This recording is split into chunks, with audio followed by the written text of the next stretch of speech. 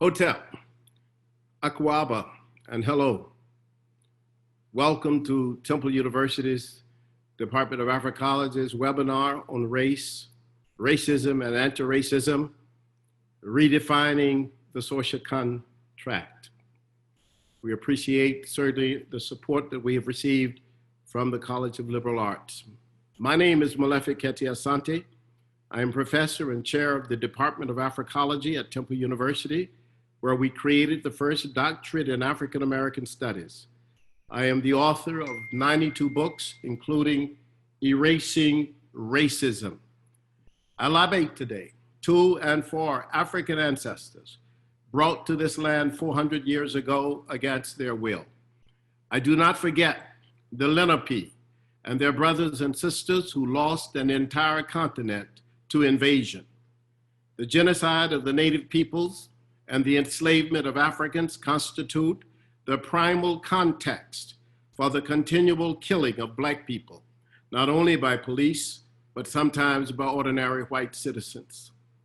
The outpouring of rage by intellectual activists, many of whom do not consider themselves public intellectuals because they were not made by the media, but by their consistent and persistent commitment to African liberation, culturally, politically, and economically, convinced me soon after the murder of George Floyd that there should be a platform for these profoundly brilliant thinkers to share with the public their thoughts and interventions about and for these times, conditions, social contract hierarchies, and anti-racist policies and behaviors. We could not accommodate all of the speakers who wanted to share this platform, but our aim was to let you listen to some of the most original thinkers of our day. In the future, we shall have other webinars and bring to your attention the significant work of other scholars and thinkers. I am grateful for the webinar format because the collective total of a conference of this type with these individuals would cost nearly $450,000 given their reputations and normal fees. Obviously, they are my friends and have not charged me or the university for their appearances. One day I shall repay them with a web visit. I also wish to indicate that we have 3 of our graduate students speaking today, and you will be pleased to see them. Each speaker will speak for no more than 10 minutes. Given the unusually dynamic nature of the topic, some will be tempted to do more and to say more, but our format will not allow it today. I will introduce each speaker. They will speak, and I will introduce the next speaker. Questions can be asked, and we will try to answer a few of them if we have a chance. Otherwise, we will bank them and use them for future webinar discussions. For your information, we are also streaming live on my Facebook page. Our first speaker today is Dr. Ifeanyi Flannery. She is an assistant professor in the Department of Africana Studies at San Francisco State. She's the author of several articles on African culture and the African diaspora, as well as the book, Introduction to Black Psychology. Dr. Flannery. Thank you, Dr. Asante. I'm humbled to present first to lay the foundation for the brilliant speakers we have. So first, I'd just like to give honor to my own consciousness and to my ancestors, Iba Ori, Iba Egumi, Iba Orisha Ashe. May my ancestors allow me to speak. May the truth be in me today, Ashe. So with my 10 minutes, I would like to cover 3 points. And so I'm going to talk about the nature of racism. I want to talk about the marriage of racism to patriarchy. And then I want to talk about reparations. Racism. For me, racism is really simply the religious philosophy and cultural ideas of a people combined with the institutional structures that implement the ideas. Sometimes we talk about racism is so complicated. Racism is so difficult. Racism is so sturdy and unmalleable. But the reality is, if we can create instruments, if we have NASA, if we can go to the moon, okay, and we can make these type of discoveries, then we can surely get to the bottom of racism and we can dismantle it. So what in fact is in the way? Something that's important to understand is that it's more than just knowing. There's a false mythology that knowing better is doing better. So we know how to technically lose weight. We know how to technically stop smoking. We know how to do certain things, but it doesn't mean that we have the capability or the momentum or the support to change the behavioral structure. So again, racism is not just the idea, it is the idea combined with the implementing structures that allow us to have observable outcomes of racial disparities time and time again. So most importantly, when we think about these structures, we have to think about how to close the gap between the behavior and the belief. In some countries like Cuba and Brazil, they have racial structures that implement racial differences between people who would be considered darker and people who would be considered lighter, but they don't have a racial consciousness per se in that nation state. They would say we don't have racism here, or we don't think about racial identities as significant. And so we don't want to misconstrue the idea between consciousness, the beliefs, and the racial structures. We have to practice, okay, implementing and dismantling racial structures. We cannot wait for the consciousness of people to catch up with. We cannot hope that one day people will know better or do better. And this is where we've confused the idea of racial amicability with racial equity. A lot of times in universities and places of higher learning, we say that diversity is evidence of closing that gap between the racial structure and the racial belief. But diversity is still an attitude, it's still a belief system. It's a belief that if we actually include people, that maybe that we will have a better representation of the human potentiality. But the structure itself that precedes that idea is that by technicality, we can actually be segregated and still strive to racial excellence without diversity, which is why we have to implement diversity as a practice. And so my point here on the nature of racism is that, again, knowing is not just doing better. And we cannot wait and we cannot anticipate that people's behavioral practice, no matter their good intentions, will change without doing structural implementation, which is why I'll talk about reparations last. My next point, number 2, is how racism is really married to patriarchy. And so I don't think that dismantling racism can happen without a conversation around patriarchy.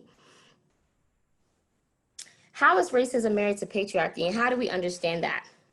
If we look at our own cultural traditions, which is all we have, there is evidence that the way that African people have understood what a sovereign people look like, what an independent civilization looks like, must include a queen mother. Particularly in the Ghanaian region, they have implemented this system over for thousands of years. And so we understand that in Ghana, for example, with Queen Mother Nanya Asantewa, it's understood that we are not a free people if we don't have a queen mother. This kind of cultural practice was passed on and it exists in the diaspora. So when we think and we pay homage to the Maroon communities, and especially to what? Queen Nanny, who represented one of the most famous Maroon societies in Jamaica. That is not by happenstance. The idea that to be a Maroon or to be now a free people with our own agency and with our own institutional structure, we must have a female leader. And so I encourage us to think about and stretch the boundaries of Black nationalism, stretch the boundaries of Pan-Africanism, stretch the boundaries of nationhood studies, Black studies, to understand that dealing with patriarchy is not simply an ode to women. It's not like, oh, we'll treat the sisters better.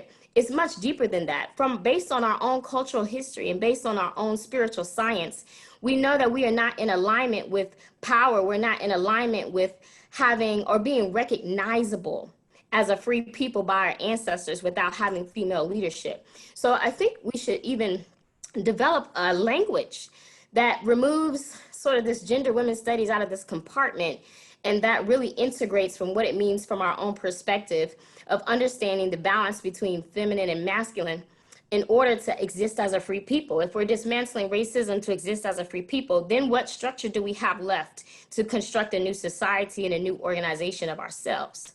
So I would argue that there's some terminology that we can use to begin to restructure how we think about racism, how we think about patriarchy. We have blinders on right now in a sense, because in our methodological approach, in our epistemological approach, the premise, even using the words white supremacy or patriarchy, assumes that the very thing that we're trying to criticize or deconstruct is already superior. So I encourage us even to stop using the word white supremacy, because as you enter the conversation, no matter what angle you're coming from, the white is supreme already. And so one of my colleagues and friends, Dr. Adisa Ajamu, articulates that we could actually be saying white misanthropy. White misanthropy. Misanthropy means, you know, an extreme distrust, a contempt, a hatred for humankind. Okay, so that is really at the core of what we mean when we say white supremacy. However, if we articulate our epistemology and our arguments around saying white misanthropy, we don't assume the position that in any conversation we're prepared to have that white people are dominant, because that creates a boundary. It creates a false hierarchy, even in our ability to conceptualize ideas of empowerment. This is the same thing with patriarchy. Patriarchy is not a fixed system in the way that we talk about it. So perhaps we can use language like a culture of patriarchy. A culture of patriarchy exists here. So that when we're trying to discover new ways of constructing sovereignty, freedom, as a people of African descent, we are understanding that we're actually dealing with a system of culture and beliefs, and not something that is fixed or that is inevitable. Thank you. I wanted to make one last point about reparations, if I have time. My last point is about reparations, and I truly believe that we're not having any serious conversation about racism without a conversation about reparations. Reparations would be the force that we need to engage a true action towards changing the power dynamics, because that's really what racism is a fixed set of power dynamics. I think that we can't have a serious conversation about racism without understanding that there is a dialectic between whiteness and blackness. So if we're not actually engaging the people of African descent in what our perspectives are on racism, then we haven't really gotten to the root. There's a lot of evidence that shows that African people have been engaged with the conversation around reparations from the time of slavery to now. It's not a new idea. But oftentimes it's been misrepresented as simply a payment, that if you pay up, then we'll be finished. And I won't share my entire plan in the interest of time, but I think one important thing that we should consider with the reparations project for African people is that we actually need time to think. You can't hold a gun to someone's head when they've been in perpetual crises and say, make a decision right now. What should I do with your children? We can't do that. In our reparations project plan, I think that we have to engage that we need at least 20 years to just think. We need time to recap. We need time to investigate what will actually be appropriate for us to move forward, for us to reconcile particular relationships and power dynamics. And in this time, Black people need to receive major concessions. They should not have to pay federal taxes, for example, or educational debt. And so this is some things that we must think about, because if we remember, and I learned this from studying the New African movement in the United States, that we actually never had the decision we never made the decision to become citizens. We didn't go from being enslaved to free. We went from being enslaved to being married to the state in a very abusive way. If we had the option to say, what actually do we want to do as a free people? We need that time to investigate how that might look and play out, regardless of if we stay, if we leave, or whatever concessions that are necessary. So these are some things that I hope we can sit with. I'm so grateful to be able to speak today, Dr. Asante, and I thank you for this time, and I thank everyone for listening. Thank you very much, Dr. Ifitayo Flannery. And, I did not indicate, but she is an alum of Temple University's Department of Africology. We're going to ask the presenters to remember that we have many other presenters today. So if you could just keep to 10 minutes, that will really help us a lot because of our program. And we have all tremendous people who could themselves, I know, speak for many hours. Dr. Ronald Jackson, who is a professor, former dean at the University of Cincinnati and president of the National Communication Association, and one of the leaders, perhaps the leading African scholar in the communication field who studies race and culture.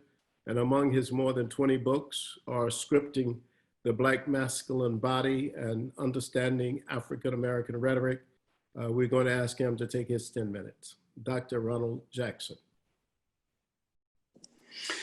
Thank you, Dr. Asante. Hotep, everyone. Hotep. It's my pleasure to be here. It's awesome to have the opportunity to engage in intellectual dialogue around some of the most pressing issues of our time. My remarks today are entitled, On the Precipice, Can We Trust It? Baldwin once stated that to be Black and to be relatively conscious in America is to be enraged almost all the time. Cornel West has stated that Black people's humanity is a relatively new discovery of the West. Let those ideas sink in for a moment, that we are enraged, but that we are just now being discovered in terms of our own humanity. As we stand at the precipice of America's revisitation with race, I am left with mixed emotions. I want to be hopeful. The images and news media coverage showing people of all backgrounds across the world standing in defiance against racism gives me hope and inspiration. And in this moment, I also find myself fighting the reflex to interrogate the authenticity of this kumbaya expression, a mostly unified sense of humanity.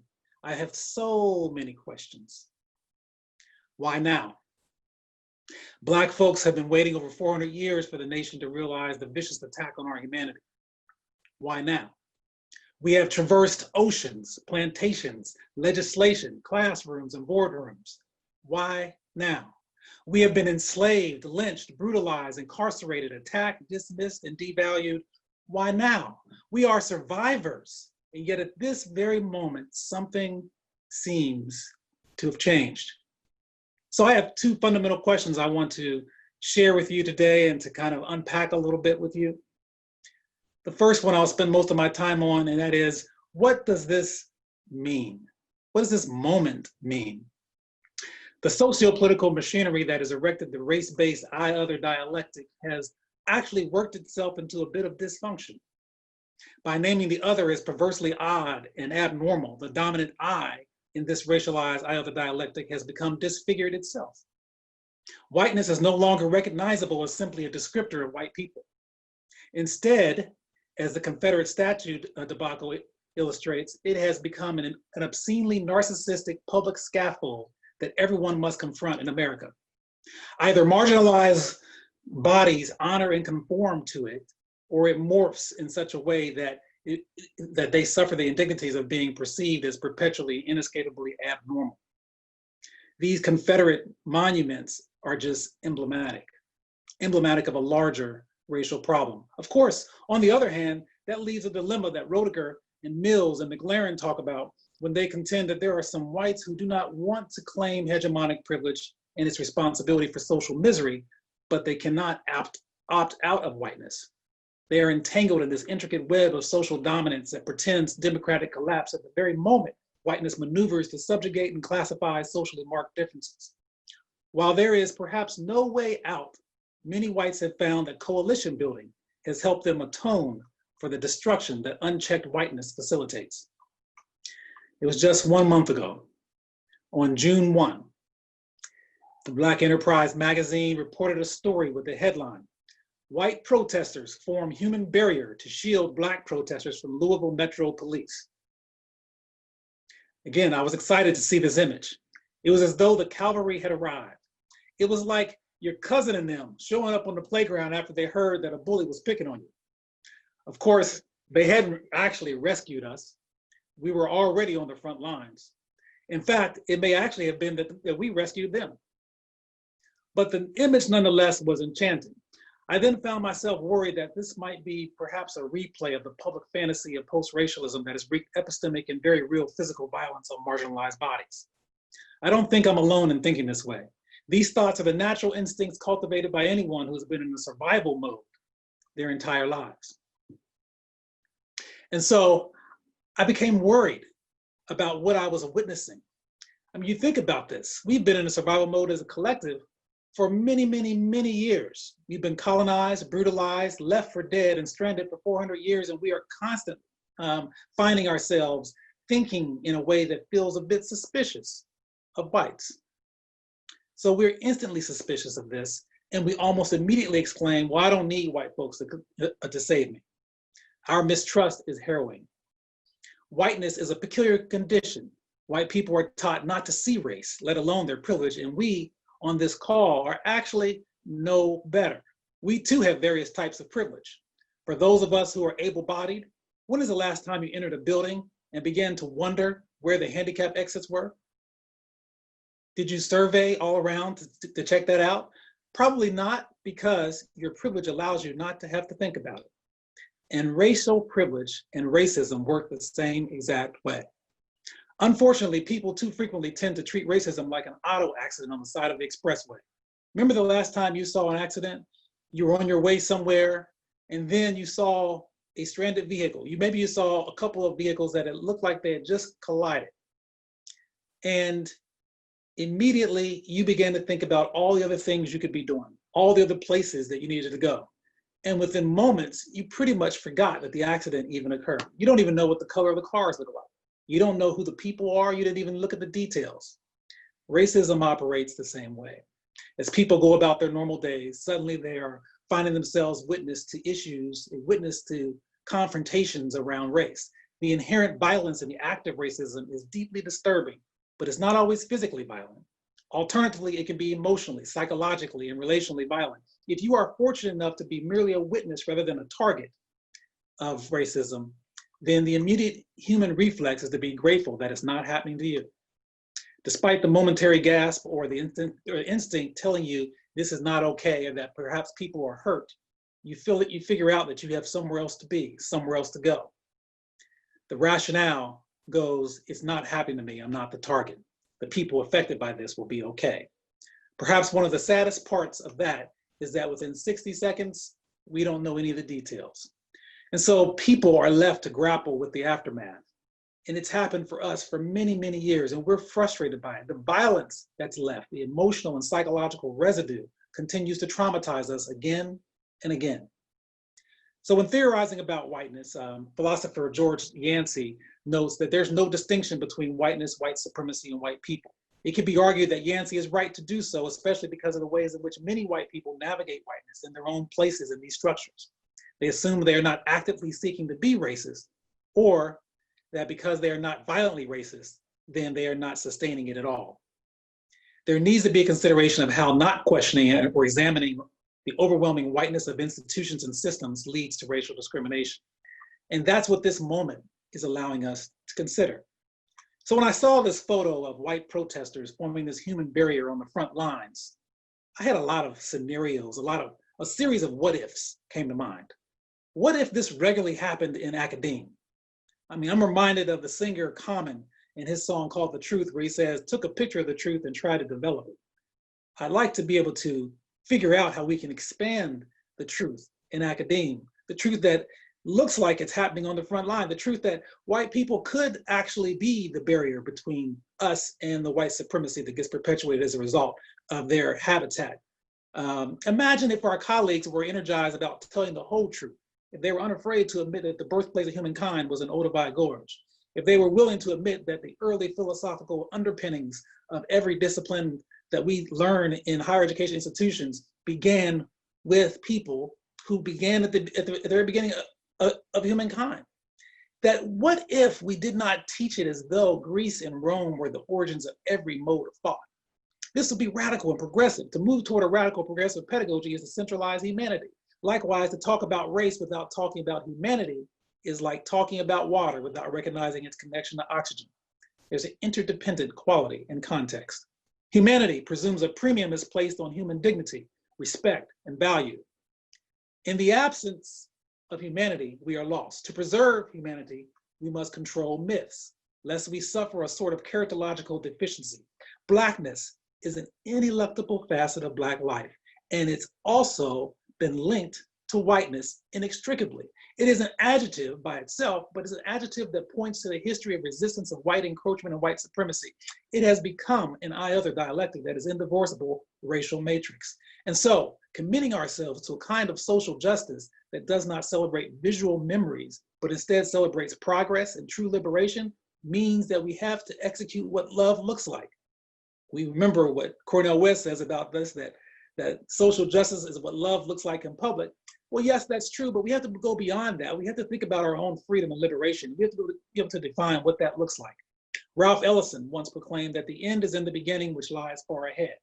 We can't even start the work toward freedom until we admit our liabilities, our faults, our frail insecurities, and our collective unwillingness to truly engage radical progressive change. So when I saw the photo of white protesters, I had a lot of what ifs in mind. What if this regularly happened in the courtroom?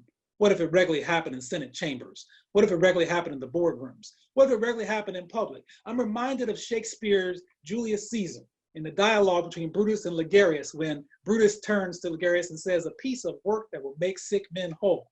And Ligarius says, but are there not some whole that we must make sick?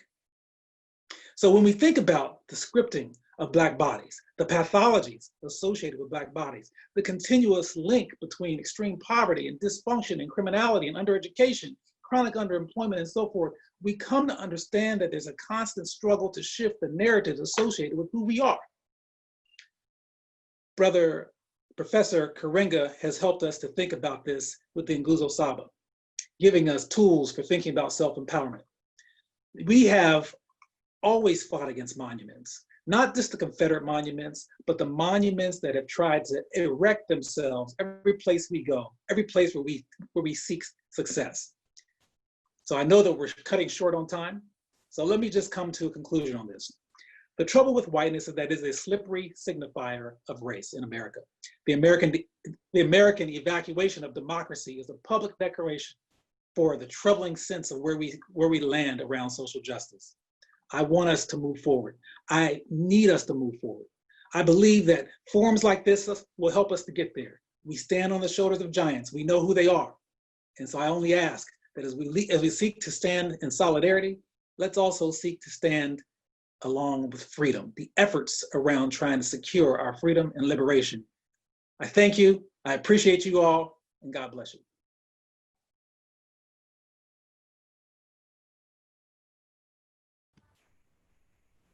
Your mic is off, Dr. Asante.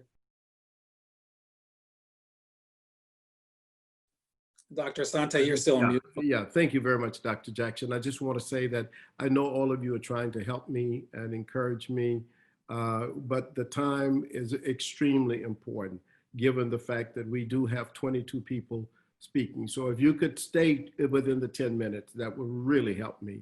I'm going to introduce now Dr. Nadav, Assistant Professor of Africology at Temple University, former Associate Professor at Medgar Evers College, and a key theorist of patriarchy, hierarchy, and culture, a Jopian scholar and author of the important book, African Mothers.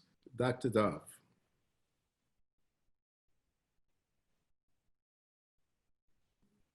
Unmute. She needs to unmute. Thank you, Dr. Asante.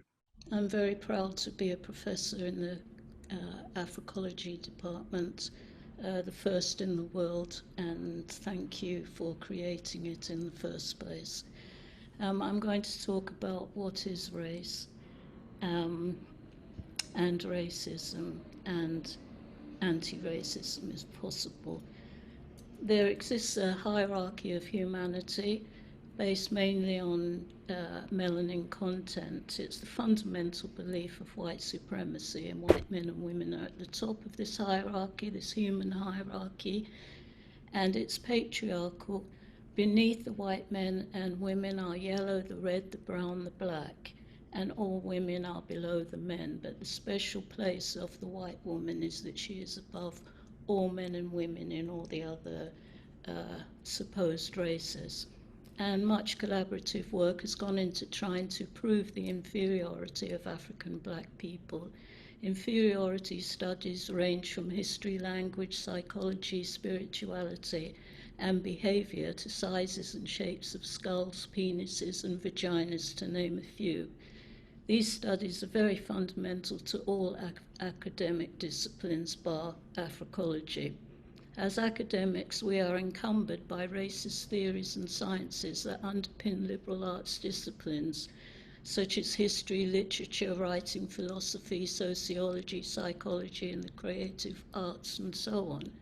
Our work as Africologists is to develop Afrocentric theory grounded in truth regarding the history and her story of African people and therefore humanity. In the Department of Africology, we know that we are a people whose ancestors are African, and we are reclaiming our true cultural heritage. We are moving away from Aryan Eurocentrism and Arab centrism that claim the authenticity of race in religious and evolutionary terms. Examples are the Genesis story of Noah and his black son, Sudras, the untouchables in Brahmanism, the Khoisan people, better known as the Hottentot in evolution, who are considered intermediaries between apes and humans. In reality, Sudras built the Harappan civilization and were literate and matriarchal before 1,000 years before Aryans arrived. The Khoisan people recorded the phases of the moon in relation to women's periods over 35,000 years ago on the Lebombo baboon stone. Their calculations are still used today, and their language is the oldest and most complex language in the world. Sheikh and Diop theorized that major distinctions between people are actually cultural. Culture is a human endeavor that all human groups develop in an attempt to make sense of their lives and bring order. As a powerful purveyor of ideas, values, and beliefs, culture aids in the shaping of human thought and behavior. Culture shapes and designs the structures of social institutions such as family, healthcare, education, politics, economics, entertainment, the arts, and spiritual systems. Episteme, which is knowledge, is a critical ingredient in culture, and knowledge is the key to developing and sustaining culture. Episteme shapes and is shaped by culture. Knowledge can be false, as in the case of white supremacy. Ideally, the development of episteme should be based on truth so that logic can exist. A cultural group must be able, therefore, to answer basic questions like where did we come from, who are we, why are we here, and where are we going, noted by Dr. Hilliard. Knowledge or lack of knowledge of human history and her story play a vital role in what is believed about the past and therefore about possible futures. All cultures must love their humanity. If you live in a culture in which your humanity is debased and demonized, it's not your culture. Africology connects ancient Africa to people of African descent throughout the world. We are learning our ancient cultural beliefs before conquest. In this way, we may challenge Arab-centric and Eurocentric beliefs in who they claim we are. As Dr. Asante has found, there are no universities, even in Africa, that begin history and her story at the beginning before conquest. We understand that Africa is the birthplace of humanity, the site of the first human culture, and that African matriarchy requires male-female reciprocity and for the survival of humanity and the development of culture, and that is the first human culture. There's one race, we know this, the race of humanity. According to Diop, cultural distinctions are grounded in the relationship between women and men, the smallest unit of any culture or society. Out of Africa came male-female reciprocity called African matriarchy. Over time and with the changing climates and phenotypes, patriarchy, the domination of the woman by the man, evolved. The woman was considered a burden.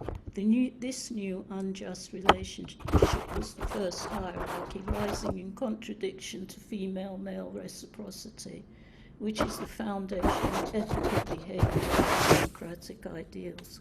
In order to maintain this falsehood, justification was paramount. The woman is not inferior to the man, we understand. But domination is highly profitable and is the foundation of individualism and greed. Thoughts of superiority as a justification for domination were fostered. This particular hierarchy reflected institutionally in the family, society, nation, etc., evolved a new episteme out of which the hierarchy of humanity and the construction of race were developed. Patriarchy and race can be viewed as synonymous. It appears that you cannot have one without the other. These patriarchs, Hyksos, Persians, Assyrians, Greeks, Romans, Arabs, invaded and conquered Kemet many times. It was the Kushites of the 25th dynasty who created an African Renaissance and instituted women leaders back into the state system. The ancient Africans would come to know patriarchy as chaos, which we call Isfet, and so it is and was across the rest of Africa. The European construction of race and the heinous crimes committed against black humanity over the centuries was borrowed from the holy text of their Aryan ancestors, the Brahmins, the Semitic Arab Middle Eastern texts, the Christian texts, and the Islamic texts. In reality, these texts were plagiarized from the African holy text, the Book of Coming Forth by Day, based on reciprocity between the woman and the man. That is why the older concept of God is both female and male. These conquerors were jealous of their teachers' knowledge, wisdom, and beauty. They plagiarized and stole the learnings, then they invented sacred stories of racial hierarchy, where they became the teachers and their teachers became their slaves. The idea that you would be judged by what good you brought into the world is in total opposition to the idea that you are already judged based on the color of your skin. While patriarchy created race, race predominates. Patriarchal women and men formed an alliance and profited from this construction. Women and men of African descent were born with the deep memory of African matriarchal cultural values and beliefs, and ancestors watching over us. African culture has sustained African black lives from the time of the Aryan, Semitic, and European enslavement until now. Our anti-racist work. We live in white supremacy, and our work is to move away from analyzing and judging ourselves through the racial lens of white supremacy and look through a cultural prism at our cultural differences. This aids us in becoming aware of the African matriarchal people. Some of us, through domination, which has been cruel, systematic, and continuous, have been trained in European and Arabic values and beliefs and believe in the histories and her stories of who we are. Sometimes unwittingly, we practice the masters and mistresses' beliefs, often without a clear understanding of our own. We're not supposed to love our blackness. We are supposed to love trying to become white, the epitome of humanity, which of course we can never achieve. In this regime, the most melanated people are the most vulnerable and endangered. Although the construction of race is a falsehood, we live and die by this belief every day. Africology and Afrocentric theory have had to fight against racism and disrespect to survive as a department. We have gone from 14 professors to 7. Not only must the department be expanded, the teaching must be expanded. The department has taken a leadership role in developing new curriculum throughout the world. In fact, These ideas should be taught in all educational institutions from nursery to university. We are here today because of the countless millions of African women, men, and children whose blood has been shed and is still being shed to facilitate the continuing wealth of systems of racialized oppression across the world. They died for us to live. Thank you.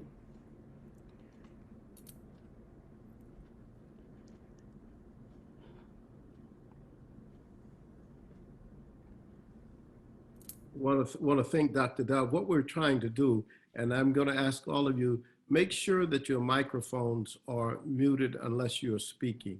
We have some people who we're hearing noise in the background, and I just want to make sure that you will do that. Our next speaker will be Dr. Joyce King. She is the Benjamin Mays Endowed Professor of Education at Georgia State University. She was a former provost at Spelman College. She's one of the most prominent cultural scholars and leaders in education, and was the past president of the AERA, the American Educational Research Association, author of numerous publications, including Afrocentric Praxis for Teaching for Freedom and Heritage Knowledge in the Curriculum. Dr. Joyce King. Thank you very much, Dr. Asante, and it's my pleasure to be here with so many well-informed and illustrious colleagues. I am going to try to stick to my time, and if you see me approaching my time, would you say, Dr. King, your time is up? And I will stop. My professor was St. Clair Drake, and I used to look at him talking, and I would say, oh, I don't want to be like that when I get that age. Well, I'm at that age, and I tend to do that. So just tell me your time is up, and I'll stop. Thank you. I'm going to talk about what I teach about race, racism, and anti-racism, and why. While the scholarship of race includes useful examinations of epistemological ignorance that help to maintain the hierarchical racial contract, I also find it useful in my teaching and in my research to emphasize racism as a form of knowledge and to demystify conceptual whiteness as the alter ego of conceptual blackness. I do this by historicizing these ideas and beliefs. Paraphrasing Carter G. Woodson, there would never have been any lynching in the street if it did not first take place in the classroom. And following Sylvia Wynter, who has said, the question we have been running away from is the body of knowledge in the university and the schools itself. So I've done a lot of work with textbook bias in my career as a teacher educator as well as a researcher. A question came in prior to this session from a teacher who asked, how should I teach my white students about slavery? What should they be learning about Africa? And my response to that teacher, and there may be other teachers with us this afternoon with similar questions. I said, that's a good place to start. Certainly following Baba Asa, we do not start our story with slavery. I indicated that students and teachers should be able to look critically at the representations of people who have fought against slavery, representations in school knowledge. For example, how is Emperor Sani Ali Bear from the Songhai Empire represented? In the historiography, he's represented as bloodthirsty. Well, he was actually fighting against slavery. Same with Queen Nzinga. How is she represented? And I also remind my students to go and look at how John Brown is represented in the textbooks. He's always made to look like some insane person. And my point is that we are all harmed by these systems of knowledge. I coined the term disconscious racism, D-Y-S, disconscious racism, like dysfunctional, in 1991 when I was director of teacher education in California. And I created this term based upon research I did with teachers, asking them to explain, how did our society get to be this way? And they all said, oh, it's slavery. It's just a result of slavery. However, I define the concept as an uncritical habit of mind, including perceptions, attitudes, assumptions, and beliefs. And I documented the way that these teachers could only think of inequity as something inevitable and natural, a quality of human nature. So disconsciousness is a form of knowledge that is the result of miseducation. It justifies inequity and exploitation by accepting the existing order of things as given. It is not unconscious, but it is rather an ideological commitment to seeing the world in a particular way. And when my students would say that to me, I would respond to them, well, you're giving me the George Clinton Funkadelic Parliament theory of humanity, the song Atomic Dog. Why must I feel like that? Why must I chase the cat? It's just the dog in me. In other words, we don't have anything to do as educators because it's inevitable and it's human nature. So in my teaching about race, racism, and anti-racism, we don't start with enslavement in Africa. We go back to Europe and look at enslavement as a human experience. And I'm just going to refer briefly to an article that I published. It was a special issue on 45. I call him 45. I don't call his name. And the article is titled, "Who Will Make America Great Again? Black People, of course." And that's from an Amiri Baraka poem. But in this article, I talk about how I teach about race, racism, and anti-racism. And I actually developed a timeline, a teaching tool, and you can see it in the article. And we start at 711. We look at the African Moors in Spain and the civilization that they brought. And we talk about the enslavement of the people who became Europeans by the Vikings. And then I take them down from 711 to 1066, all the way to the 1180s. And I'll just finish with this quote from my timeline in this article. This is something that was written by Gerald of Wales, who came into Ireland with the British colonizers.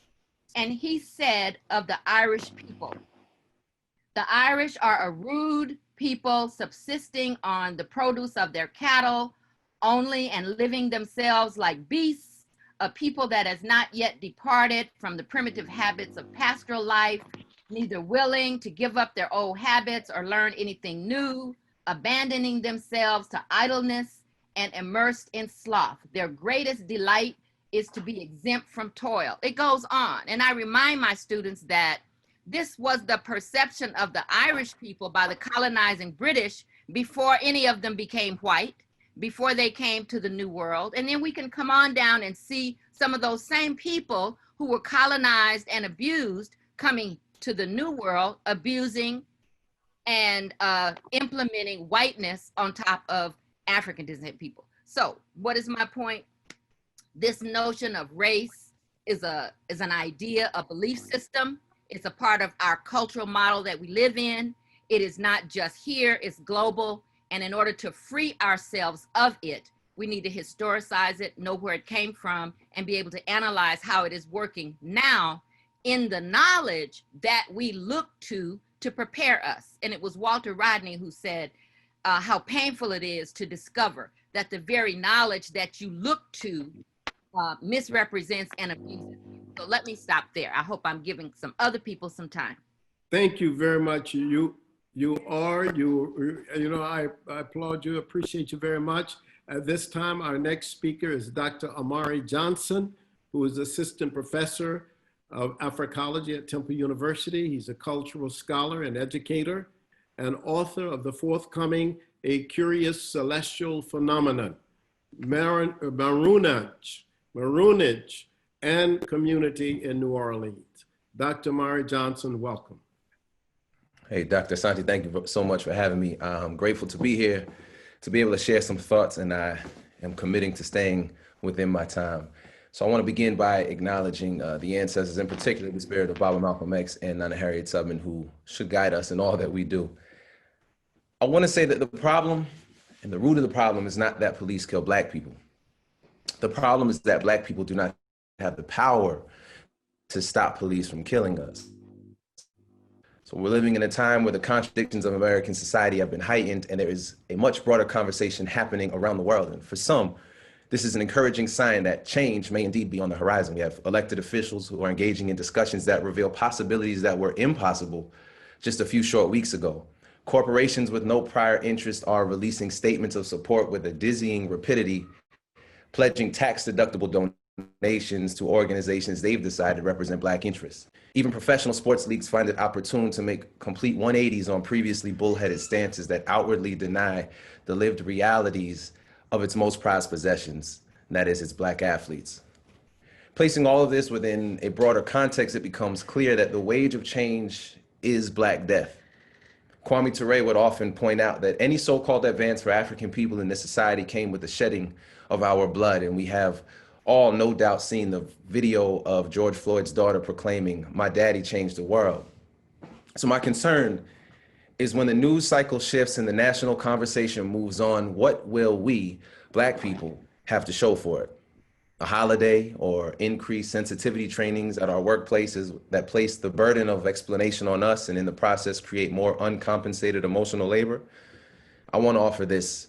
The problem is not that police kill Black people.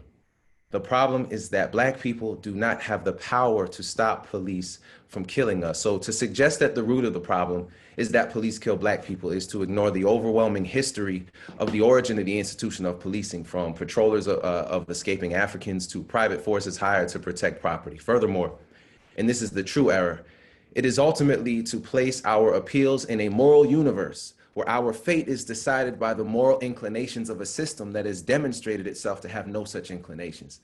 Despite some of our desires for the opposite, the system of Americanism has been remarkably consistent.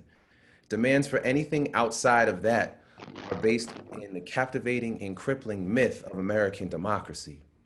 The true problem is that Black people, we do not have the power to stop police from killing us, and I'm looking at Amos Wilson here with his explorations of the various expressions of power. We often talk about one of the key components necessary for racism is power itself. So again, Amos Wilson would tell us, white people practice racism because they have the power to do so.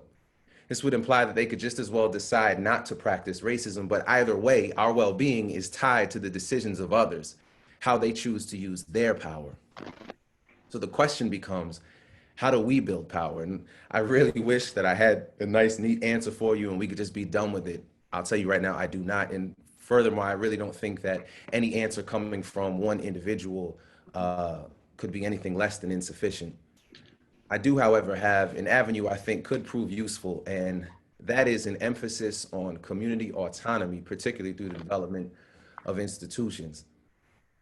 Community here is not used in the nebulous sense of an abstract group of people sharing assumed common goals. Instead, I'm talking about community in the very localized sense of people making use of collective resources, broadly defined, to meet shared objectives.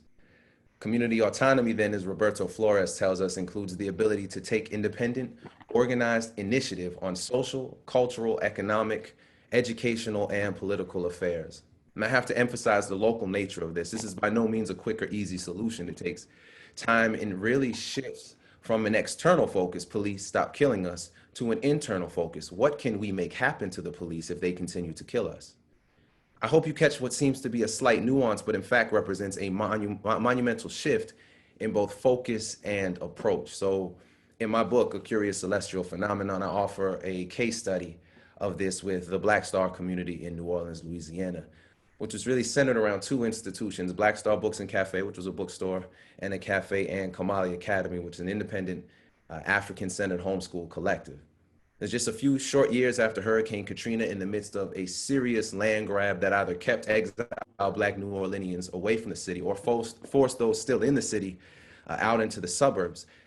Also within the midst of a very ravenous charter school takeover, a group of people came together to build a world for themselves and make a practice out of Black self-determination.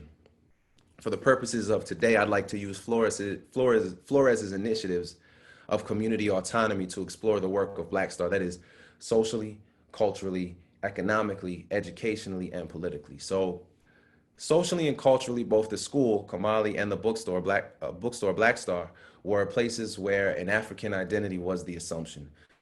Through our art, our music, our discussion, our debate, we were actively seeking to rediscover and explore what that both meant and what it could mean. Economically, what becomes significant here is not the business model of Black Star Books and Cafe or the school. What Amos Wilson emphasized that an economy is really just a series of relationships. So in this sense, money was not the primary currency. Bartering, the sharing of time, skills, trades, or other resources was a common practice. People often used the network to search for and provide employment, and additionally, savings groups such as SUSUs were a common practice. Educationally, Kamali was tailoring its philosophies and pedagogical approaches to the needs of the community. So as Julius Nyerere would ask about the nascent Tanzania, before we can ask what kind of education we want, we have to first ask what kind of society do we want. Now, Kamali really took this to heart, engaging in constant conversations with parents, with students, with community members about life goals that extended far beyond test scores. And let me also clarify that when we're talking about Kamali as a homeschool collective, I'm not talking about homeschool in the current COVID moment, which is really just a frenzied response to an already failed system on so many levels. I'm also not talking about a model of homeschooling that has as its ultimate intent the re-engaging into white institutions, right? This is an intentional homeschooling about cultivating a true community autonomy. And the final of Flores's community autonomy initiatives is politically, right? Politically speaking, how are you working towards this? And I just want to provide with you one point, and that is police officers came to Black Star, right? We all have friends or went to school with people or worked with people who went on to become police officers. Police officers came to Black Star, but what's significant is they never came in uniform. At the very least, they knew that that was a line they would not cross. They would show respect for the institution as it was, and they would not come in their uniforms. Now, I'd like to be very clear. This discussion on institutions is not about creating a mirror society of white institutions in blackface.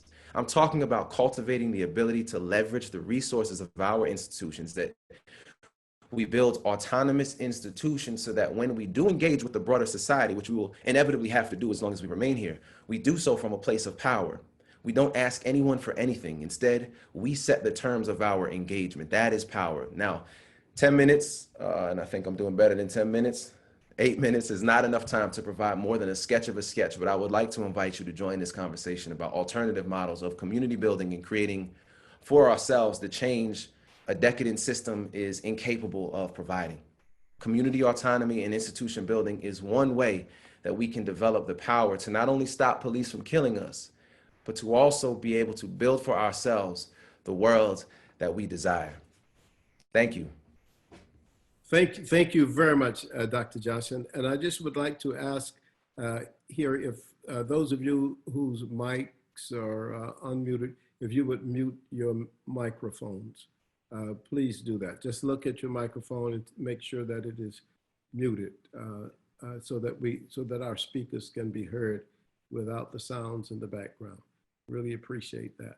So at this time, we're going to move on to our next presenter, who actually is a very good and close friend of mine, Dr. Maulana Karenga, who is professor and chair of the Department of Africana Studies at Cal State Long Beach, California State University Long Beach, the leading theorist of culture and change, perhaps the most consequential African-American philosopher in terms of having more impact on the society, on the African-American society than anyone I know of in the last 50 years.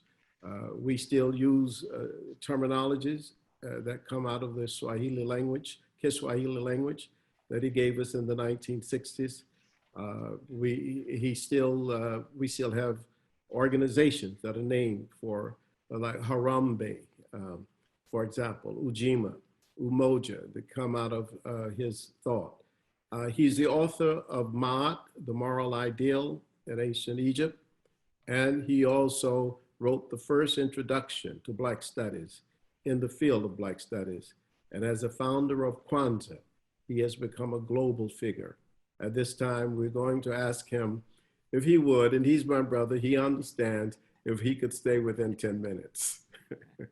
Asante Sana, Badigani, on behalf of my organization, Hudson Advocates, would like to say, Asante, we send you greetings of solidarity We wish for you blessings without number and all good things without end. And we bear witness as an African people that as our beginning was great and good, so shall our development throughout eternity be, if we dare struggle, speak truth, do justice, and walk in the way of rightness. Hotep, Ashe, Heri. Let me start by saying Asante Sana. Thanks very much to Professor Molefi Asante for bringing us all together to discuss these critical issues confronting us in this time of turmoil and turning. It is a critical juncture in our history of our historical struggle for liberation in this country. And thus it is part of all the revolts and rebellions, all the strivings and struggle before us. Ferguson can rightly be noticed as the new turn, the kind of spark that ignited these forest fires. And these transformative fires have reached around the world and reaffirmed our need to continue to struggle to create the good world we all want and deserve to live in. The transformative fires and formations of revolt and rebellion have reached, I repeat, around the world in rightful resistance to police violence against Black men, women, and children, and against a system of savage racism which fosters it, facilitates it, and sanctions it at virtually every level of social life. And so we pay homage to George Ford, Breonna Taylor, and all the others, martyrs among countless martyrs, whose brutal murders have brought us to the time of turning in our long and life-honoring struggle against police violence and against racism and for racial justice and liberation. And we should remember it is a larger struggle that must always be kept in mind. Otherwise, we'll assume a battle we win is the end of the struggle and leave the system intact. For make no mistake, killer cops are not acting without assumed and constant approval and regular vindication by the system they serve when they are put on trial for degrading, disabling, and murdering violence. Thus, it is the system itself, the system of racism and racist violence that must be dismantled, radically reimagined and rebuilt in dignity-affirming, life-enhancing, and world-preserving ways. Therefore, training, civilizing them, defunding them, and even the dismantling of the police force is but one side of the overall struggle against the various forms of racial and human oppression that need to be overcome and ended. This is a dangerous, difficult, and demanding time, which requires our best minds, our best ideas and practices as a people, as we wage this struggle against the pandemic of COVID-19 and the pathology of oppression. At the heart of this pathology of oppression is its various form, is the radical evil of racism, which informs and affects every other form of oppression, whether it is class, gender, sexuality, age, ability, etc. To define racism as a radical evil is to indicate its morally monstrous history, which ranges from domination to decimation, from daily injustice to genocide, and from systemic exclusion to the Holocaust of enslavement. Also, it is to stress racism's deep-rootedness in the conception and history of America. Indeed, it is grotesquely present at the very founding of the country and received consideration in its Constitution and found life in its laws, comfort in its courts, chosen people status in its churches, and pseudo-intellectual support from its learned men and universities. And so we stand here talking about racism, for of all the evil and violent psychological and social disorders that can infect the people and that have affected the history and lives of the peoples of the world, few rival racism in its destructive impact. Indeed, the horrid history of racism in this country began again with its founding, with the Holocaust of genocide and dispossession against the Native Americans, the Holocaust of enslavement against Africans, violent dispossession and subjugation of Mexicans, and the brutal labor exploitation and oppression of Asians. Racism has many forms and faces. For example, white supremacy or white nationalism. But racism by any other name is racist ideology of white superiority, racial segregation, white dominance, and hatred, and violence toward them. And white nationalism is nothing but white supremacy camouflaged for public consumption and should be thus called so. Racism expresses itself in three basic ways: imposition, ideology, and institutional arrangement. Racism begins as imposition, an act of massive violence, and continues this violence in various forms.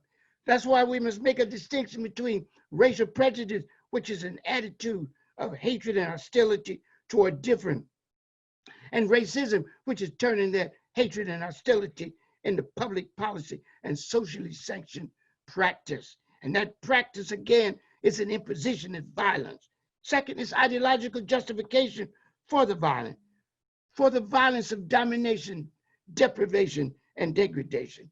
And it is also, finally, institutional arrangement. By institutional arrangement, that means structures and practices which preserve and promote the imposition and ideology of racism. Schools and universities, the courts, the media, legislature, police department, intelligence service, corporations, and even churches are structured for white dominance, deprivation, and degradation, and the word Black disadvantage and destruction. We come to this point not only as survivors, though, of colonialism, imperialism, and the Holocaust of enslavement, and centuries of apartheid, racism, and white supremacy, but also as seasoned soldiers, resolute, resilient, and resourceful. And we also injured physicians with the knowledge, skill, and will, not only to heal, repair, and renew ourselves, but also to play a decisive role with other oppressed and struggling peoples in repairing, renewing, and remaking the world. For as our foremother, McLeod Bethune said, this is our task. Our task is to remake the world. It is nothing less than this. The social and moral map then of America and its social contract can only be rightly reconceived and redrawn and rewritten in a righteous and relentless struggle. And I speak here within the framework of cognitive philosophy, which has the concept of our people having a history and culture of righteous and relentless struggle. Malcolm X, our forefather, teaches us that wherever Black people are, there's a battlefield. And if there's a battlefield, there's also a call for struggle. And therefore, one of our mottos of our organization is everywhere a battle line, every day a call to struggle. The alternative to this and redefining the social contract is, number one, that we reconceive the society not as a white finished product, but as an unfinished, ongoing multicultural project. And by multiculturalism, I don't mean celebrating ethnic foods, fashion, and food fashion and festival. I mean, number one, mutual respect for each people as a unique and culture, as a unique and equally valid and valuable way of being human in the world. Second, mutual respect for each people and their right to and responsibility to speak their own special culture truth, make their own unique contribution to how this society is reconceived and reconstructed. Third, mutual commitment to the constant search for common ground in the midst of our diversity, and mutual commitment to an ethics of sharing. Next, we must maintain our own agency, remain at the center of our own history and struggle. Indeed, as Kawhi teaches, our struggle has always been, from the beginning, a struggle to be ourselves and free ourselves, because we can't be ourselves unless we free ourselves, but we can't even start to free ourselves until we be ourselves. So let's not get all excited and pretend that white people newly arrived and that's the most important part in our history. If Black people hadn't stood up, white people couldn't stand. If Black people hadn't stood up, white people wouldn't have showed up. And so we have to keep in mind, we must be the subject of our own history, the agent. We must engage in central issues of freedom and justice, power of the masses, human rights, reparations, economic initiative, housing, healthcare, just immigration policy, war and peace, environmental justice and care, mass incarceration, death penalty, egalitarian distribution of wealth and power, self-determination for all people, and the end of racism. And in this context of the pathology of oppression, there is no real and effective remedy except resistance, righteous, radical, and relentless resistance. There is no strategy worthy of note or its name that does not prioritize privilege and promote struggle at every level. And there is no rightful or promising way forward except in unity in the moral and social interests of African people, human good, and the well-being of the world. I close by saying, this is our duty as ever, to know our past and honor it, to engage our present and improve it, and to imagine a whole new future and to forge it in the most ethical, effective, and expansive ways. Asante. Asante Sana, Dr. Maulana Karenga, appreciate your thoughts. And I'm gonna take a minute here and see whether or not we have any questions that might be out there from the audience. We have over 800 and we have 899 people watching the webinar. Over 1,200 had registered, but there may be some questions, and I'm waiting to receive questions from Taharka. And if I receive those questions, I will see if we can take time to answer them. But while he's getting that together, I'm going to go to our next presenter, who is Dr. Melina Abdullah. Is Dr. Madula here? Dr. Melina Abdullah Abdullah is professor and chair, Department of Pan-African Studies at California State University, Los Angeles. She's a major scholar activist and co-founder of Black Lives Matter in Los Angeles, the Los Angeles chapter. So Dr. Abdullah, I don't see her. Anyone see? Okay, well, we now can take questions. Apparently Dr. Abdullah is not here. I do not see Dr. Abdullah. Okay, so we now can pause and take a couple of questions, and I will ask these questions. I'm going to look for them. I think they're in chat. Let's see here. No, I don't have the questions, so let's go to our next presenter. We will go to our next presenter, and then if we have, I see a note here that there are 35 questions, but I don't seem to have them here. So I'm going to ask Dr. Kemet Shockley. Dr. Shockley is a professor of education at Howard University. He's a major Afrocentric educator and scholar, and he's the author of the books, The Miseducation of Black Children and African-Centered Education, Theory and Practice. Dr. Kemet Shockley, you have 10 minutes. All right. Thank you so much, Dr. Asante, for the invitation, and thank you to the Department of Africology at Temple University, and thank you to all of you who are tuning in to listen to these ideas in a very, very important time for us in African history. I want to just start off by asking you to say something in Tree, even if you're at home alone. Say, Ye wo okumu, in your home. Ye wo okumu, in Tree, means we are at war.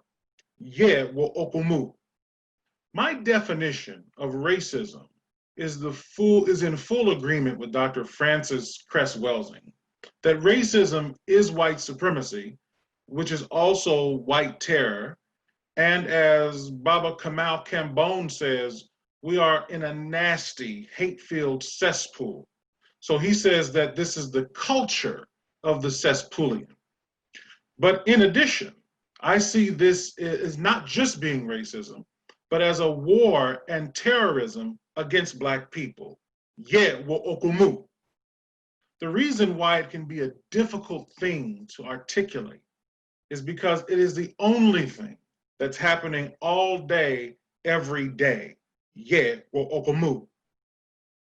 The very beginnings of European interloperism can be traced back to ancient Kemet, that's ancient Egypt.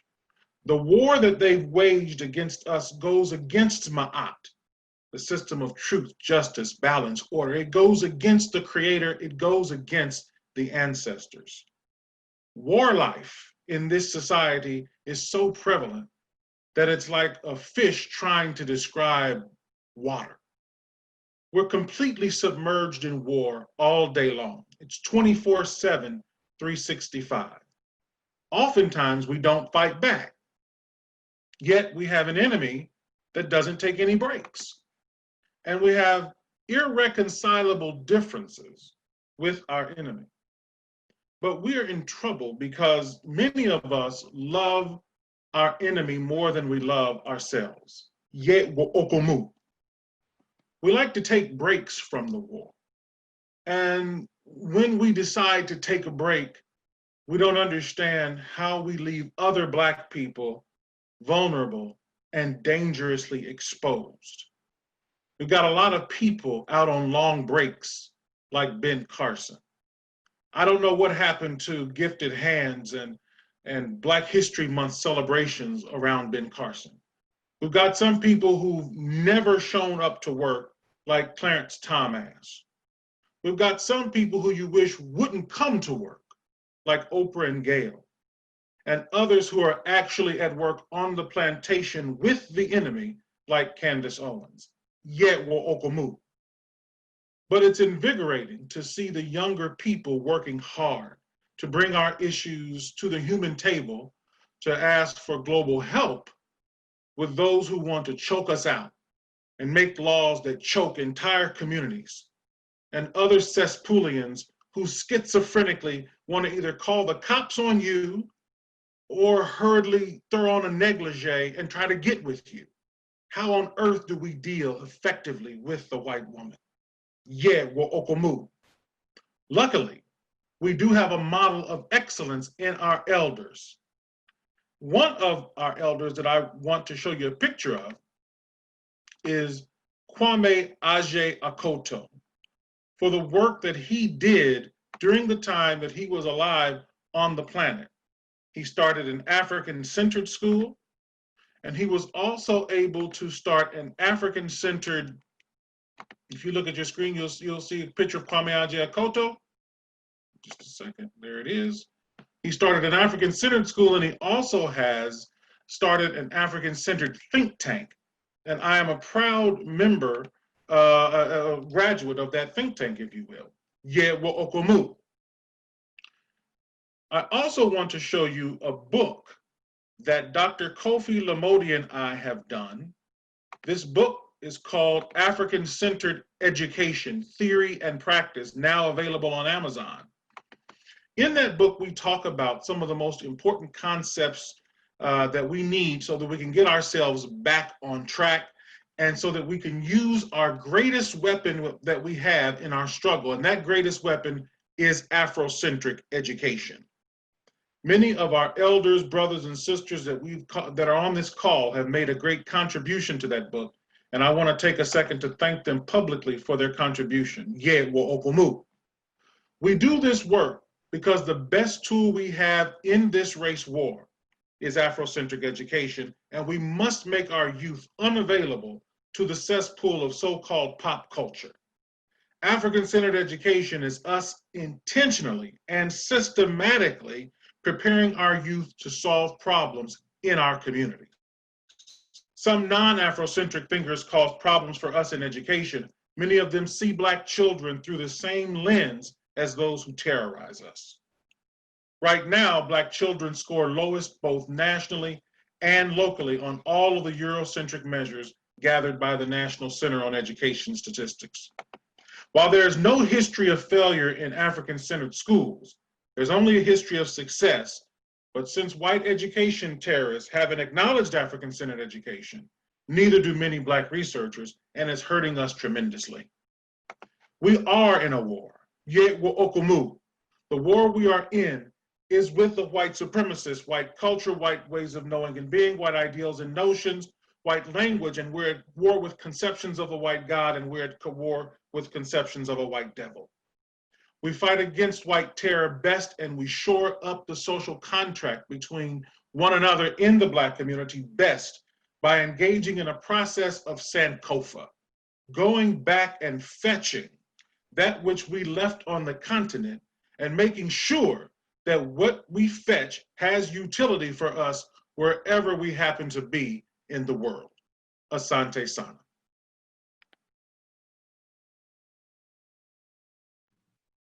Thank you, thank you, thank you, thank you very much for that presentation, Dr. Kemet.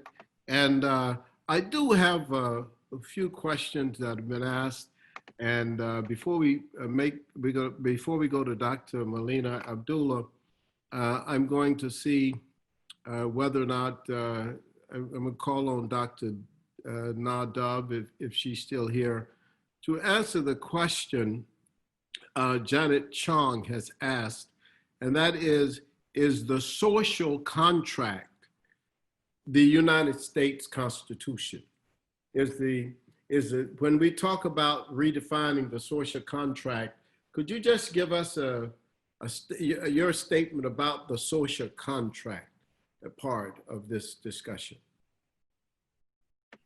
That's a question for me, Dr. Asante? Well, I thought it was a question for Dr. Dove because she had Okay. done stuff on, but I don't see her on here. So, I'm here. oh, you are? Okay, Dr. Yeah. No, And I haven't got a lot to say on it because of time constraints and everything, but it's essentially developed in Europe during the Enlightenment period in the 1700s, where white men came together to discuss how they could move forward in thinking and enabling people, how governments and people should react to each other, how people could be controlled, but at the same time, some kind of freedom. Turn the mic up. Sorry? Is this any better?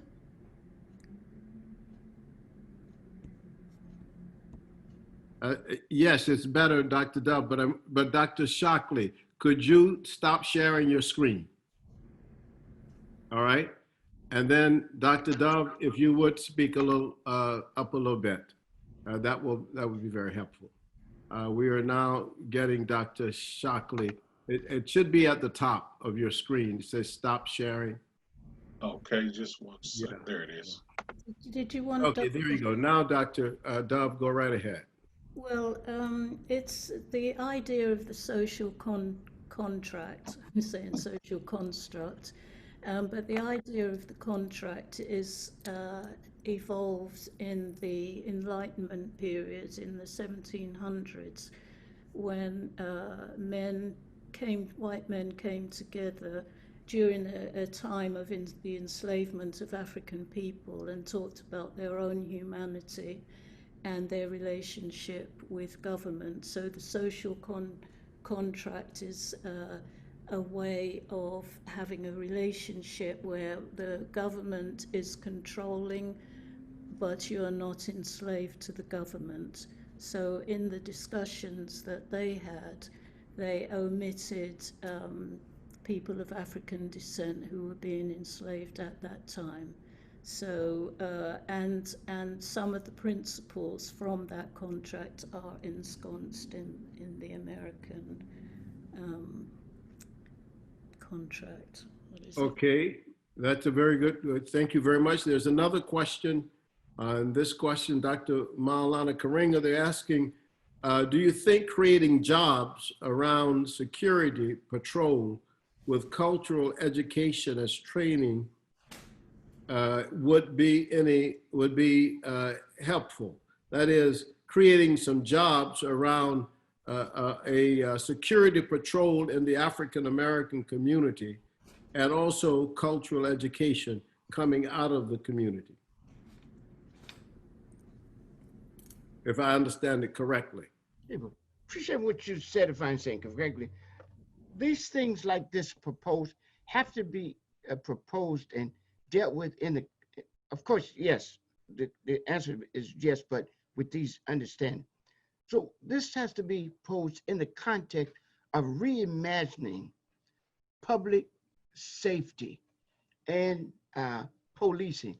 So the reality is that we our organization, US, which means us African people, started the whole idea of a community alert patrol, in which we managed and went and checked on police, make sure people weren't abused, got lawyers for them, and also taught them self-defense.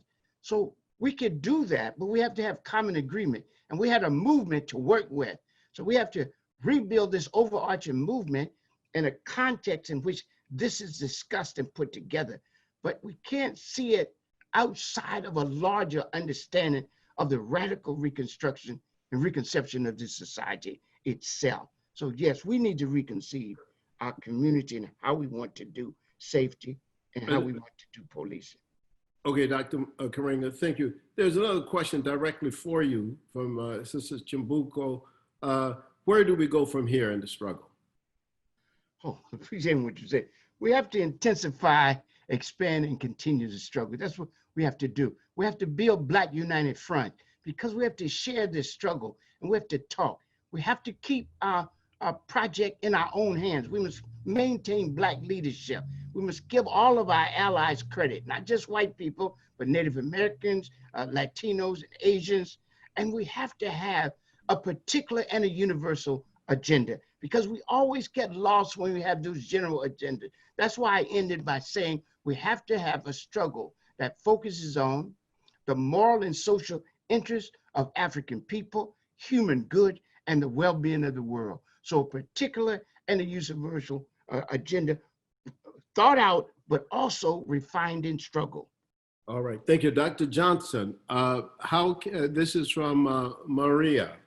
How can we disseminate your model of Black self-sufficiency throughout the country and the world? Thank you very much. Locally, this is not, I think the idea of mass movements certainly have their place, but they must be connected to smaller cells that are operating throughout the country and indeed throughout the world. One of my sort of main points of emphasis is always that, is in the words of Baba Malcolm, if we continue to look at ourselves as confined to this country, our identity, our sense of personhood, as confined strictly to the borders of this country, we will always lose. So what that means in terms of this question is our ability to organize locally, to build with the people on the very blocks that we live on, and then sort of grow out from there. Again, the emphasis of my comments was really on the idea of a shift to the internal. We must build amongst ourselves, within our communities, and then take it out from there. Thank you very much. Dr. King, if Dr. Joyce King, Wanda has asked you to give us the name of your article cited in your talk. It's posted in the chat. I put both of them. You put it in the chat. Yes. Okay. Well, we have close to 80 questions. We can't go through all of them. What I've done is picked out the questions that people have asked specifically to certain speakers, and now we're ready to continue with our 10-minute presentations by our next speaker. Our next speaker is actually Dr. Melina Abdullah, who is a professor and chair of the Department of Pan-African Studies at Cal State, Los Angeles. She's a major scholar activist, co-founder of Black Lives Matter Los Angeles, and a very significant voice in the social and political struggles going on in the United States at this time. And so we welcome Dr. Melina Abdullah. You can unmute and you're on. Thank you so much for having me. And I'm really excited to be in this space. So many of those who are doing just incredible work in our intellectual work are here. Dr. Dove, I've never met you, but you've been hugely influential to my thinking and were integral to my dissertation many moons ago. And so I'm excited to see you on this webinar, and of course, Dr. Asante, Dr. Karenga, and many others. I appreciate sharing this space. Dr. Karenga and I share space every single Wednesday morning, early in the morning, remembering that the work that we do is absolutely, on our campuses, intellectual work, but it also, our tradition, the reason that we're in Black Studies, Pan-African Studies, Africana Studies, is because our work is meant to be an intellectual piece of a revolutionary movement. It's meant to be a part of Black freedom struggle, not separate from it. And so the space that we share on Wednesday mornings is about pulling in people from different spaces that do Black freedom work to talk about how to move that forward. And so I just want to kind of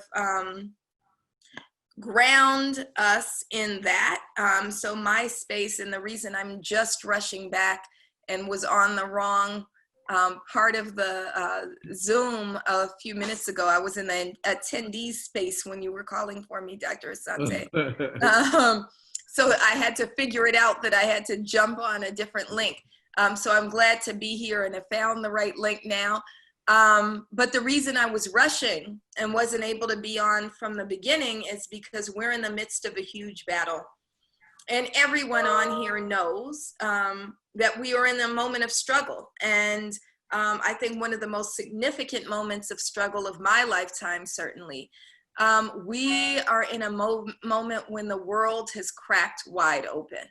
Many of us who've been in this work for some time, many of us who've been doing Black Lives Matter work and work before Black Lives Matter around police abolition, prison abolition, and the fundamental reimagining of public safety and reimagining of the world have accepted our space as abolitionists, right? We understand that abolition means not just the tearing down of fundamentally unjust, oppressive, racist, white supremacist systems, but also imagining what we'd have and working towards building something else in their stead. And so this morning, I was at the Los Angeles School Board meeting offering public comment as they consider whether or not to defund their police. Defunding the police has become this clarion call of the moment, which is also coupled with reimagining public safety, right? That we understand that the system of policing in this country, and I don't have to explain it to those who are already on the call, but we know that the system of policing in this country evolves from slave catching. It is a vestige of chattel slavery. And as ridiculous as it would be to say, let's simply reform slavery, reform chattel slavery, that's the same kind of ridiculousness when people say we can tinker around the edges of policing. We cannot reform a system that intentionally and deliberately puts a target on the backs of Black people. So it wasn't an accident that George Floyd was killed in Minneapolis. It wasn't an accident that Breonna Taylor was murdered in Louisville. It wasn't an accident that former police and white supremacists murdered Ahmaud Arbery in Georgia. It's not an accident that we're talking about the murders of mothers and fathers like Kenneth Ross Jr. and Riddell Jones, and children like Afro-Latino Jesse Romero, who was only 14 years old when LAPD murdered him in 2016, and AJ Weber, who was 16 years old when LA County sheriffs murdered him as he was leaving a Super Bowl party. Those are not accidents. It's because the police are deliberately designed to put targets on the backs of Black people. And so just like we had to seek to abolish chattel slavery, our foremothers and forefathers had to seek to abolish chattel slavery, we also have to abolish police. Now it seems that we're in a moment when the world is catching up, but 5 years ago when we were talking about and thinking about how to make conversation around police and prison abolition resonate with the masses of folks, we began to think about how to get at them through their budgets. Someone handed me a pie chart of the LA City budget that showed upwards of 50% of our city's general fund was going to LAPD.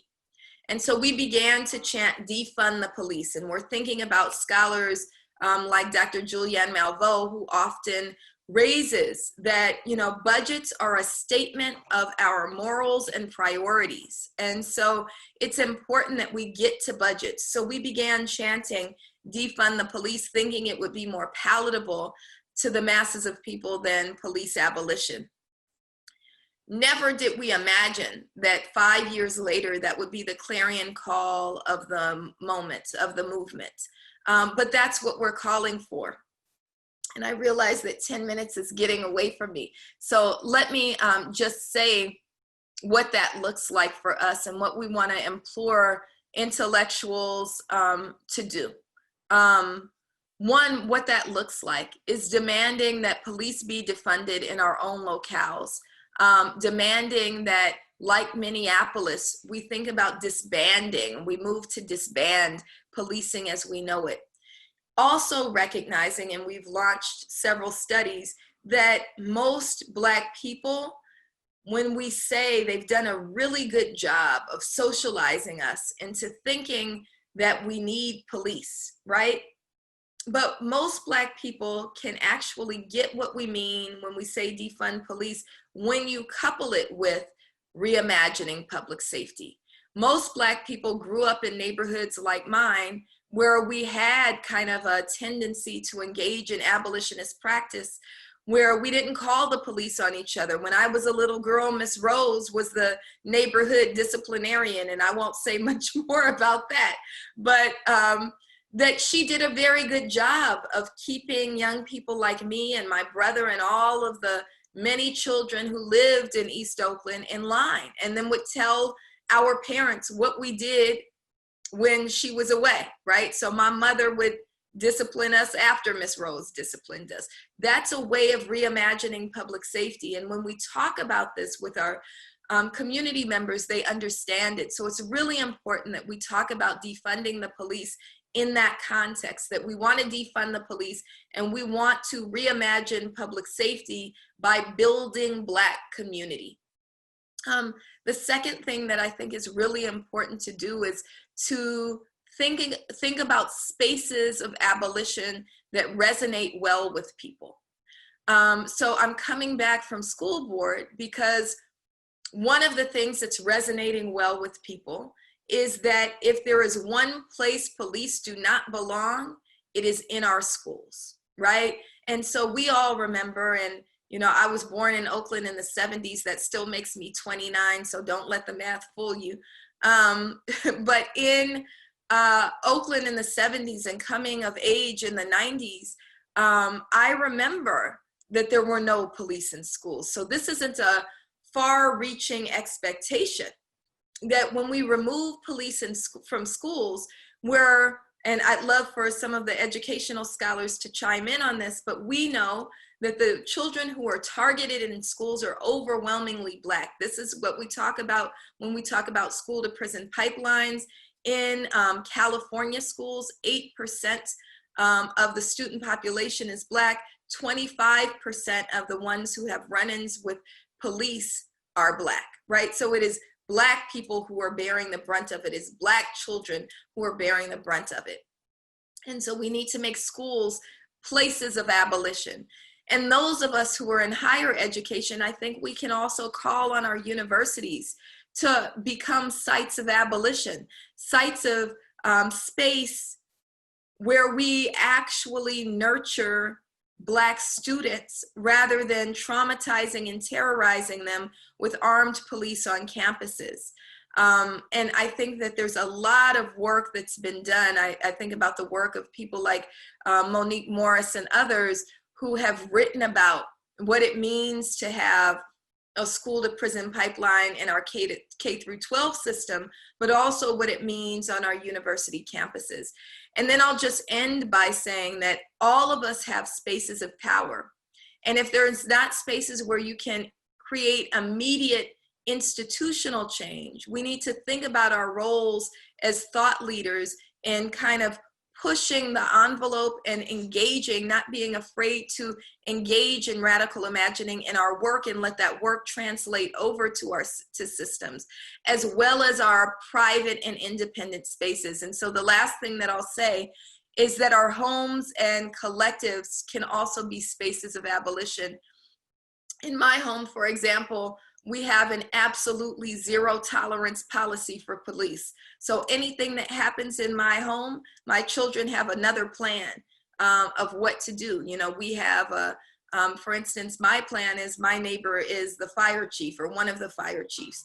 If something happens, they know to call him. He will dispatch fire, but never call 911 because we never know what will happen when police come out. So I think, again, that this is a moment when, as Dr. Karega pointed to, that, you know, we are radically reimagining the world. That's one of the hashtags of Black Lives Matter, reimagine public safety. But I think beyond that, radically reimagine the world. And this is an opportunity for us to courageously usher in the world in which we want to live. Thank you very much, Dr. Melina Abdullah, and we appreciate that very much, presentation that you've given. And we now will turn to Dr. Kimani Nehusi, who is an associate professor at Temple University. He's a major chematologist and cultural historian, the author of the important book, Libation, An African Ritual of Heritage in the Circle of Life, and many other articles and books, including A People's History of Guyana. At this time, Dr. Kimani Nehusi.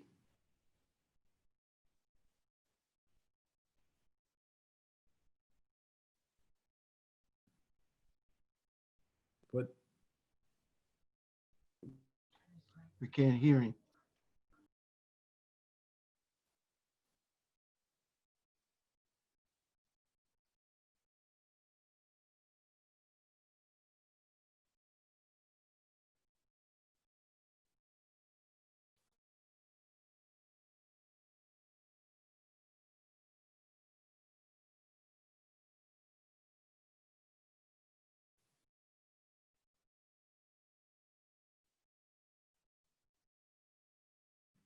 we're trying to get Dr. Nehusi to unmute himself. He has?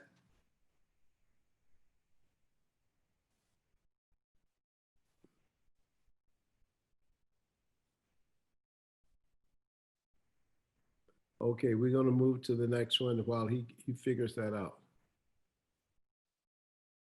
Okay. We'll come back to Dr. Nehusi. Dr. Nehusi, can you hear me? You can hear me, but we can't hear you. So look at your machine and see if you can unmute yourself. Okay. Oh. Okay. All right. The next, we'll come back to Dr. Nehusi. The next presenter is Dr. Amma Mazama, who is a professor and graduate director at Temple University in the Department of Africology, the Perat of Afrocentricity International, the author of many books, including The Afrocentric Paradigm, and the co-editor of the Journal of Black Studies. Dr. Amma Mazama. Hotep. Hotep. Can you hear me? You can hear me well, yes, right? We can hear you. Wonderful. Okay, wonderful. Thank you very much for inviting me and being part of this great discussion.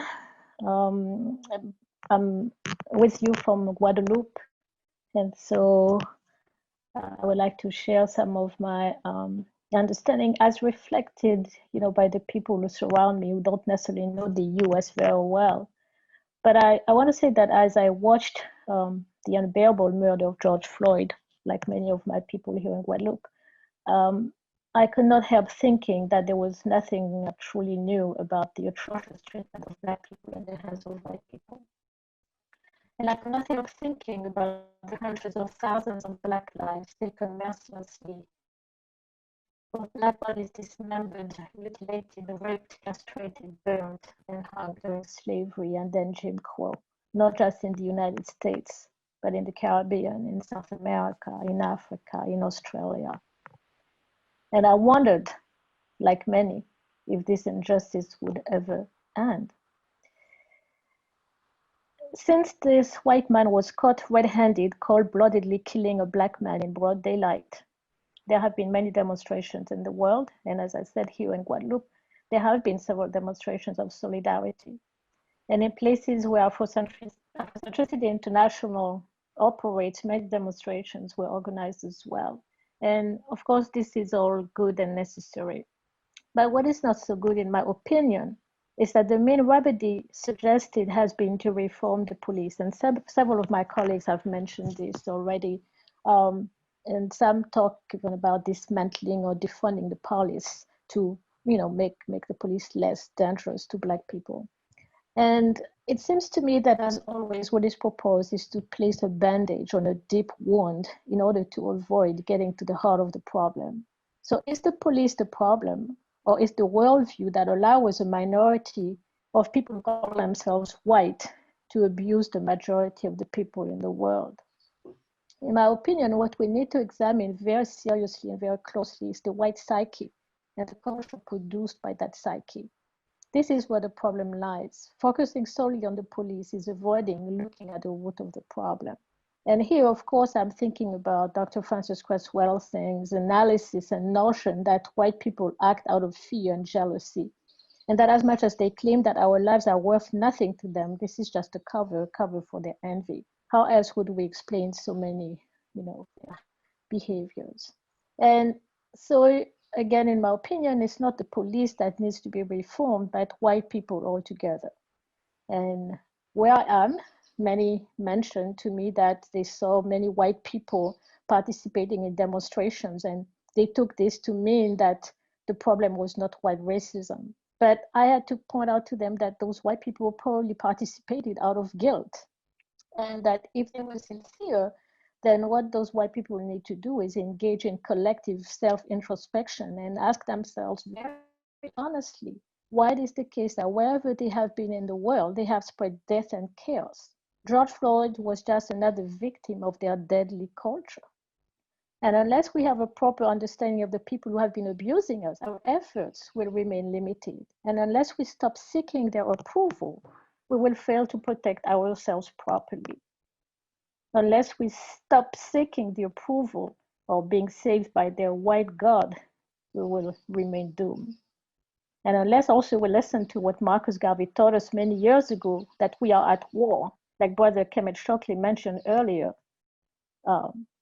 we will be doomed.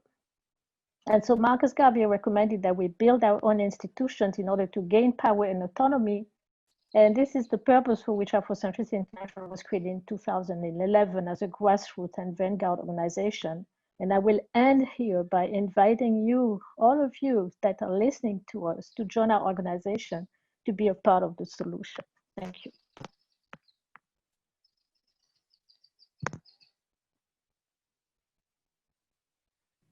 Thank you very much, Dr. Amamazama, for your presentation. And that brings us to ask the question to Dr. Nehusi. Dr. Nehusi, can you hear me? I'm hearing you. Are you hearing me? And we're hearing you. Okay. Now we go back to Dr. Nehusi. Dr. Nehusi, you have 10 minutes. Thank you very much, Dr. Santi. Let me begin by affirming my allegiance to all our ancestors in struggle, beginning with those before Imhotep, but mentioning Imhotep, a scholar warrior that we know about as the first multi-genius in the history of our planet. It is these ancestors who are the nations for our presence. We're here because they are here, and we continue the work and the struggles of those ancestors. So power to our ancestors, with whose permission I speak today. This presentation is entitled White Racism and European Expansion, a history of the last 600 years of planet Earth, or a history of this moment that we inhabit when we've come together to discuss things in these ways. Let me emphasize what other people have said. It's a very peculiar moment that we meet in. And as we discuss what we're discussing, let us resolve that these shouldn't only be discussions that are aimless.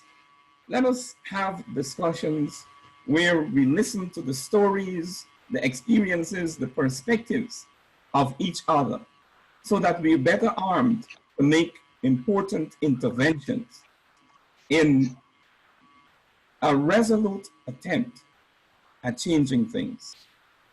We must prioritize intelligent action coming out of our discussion.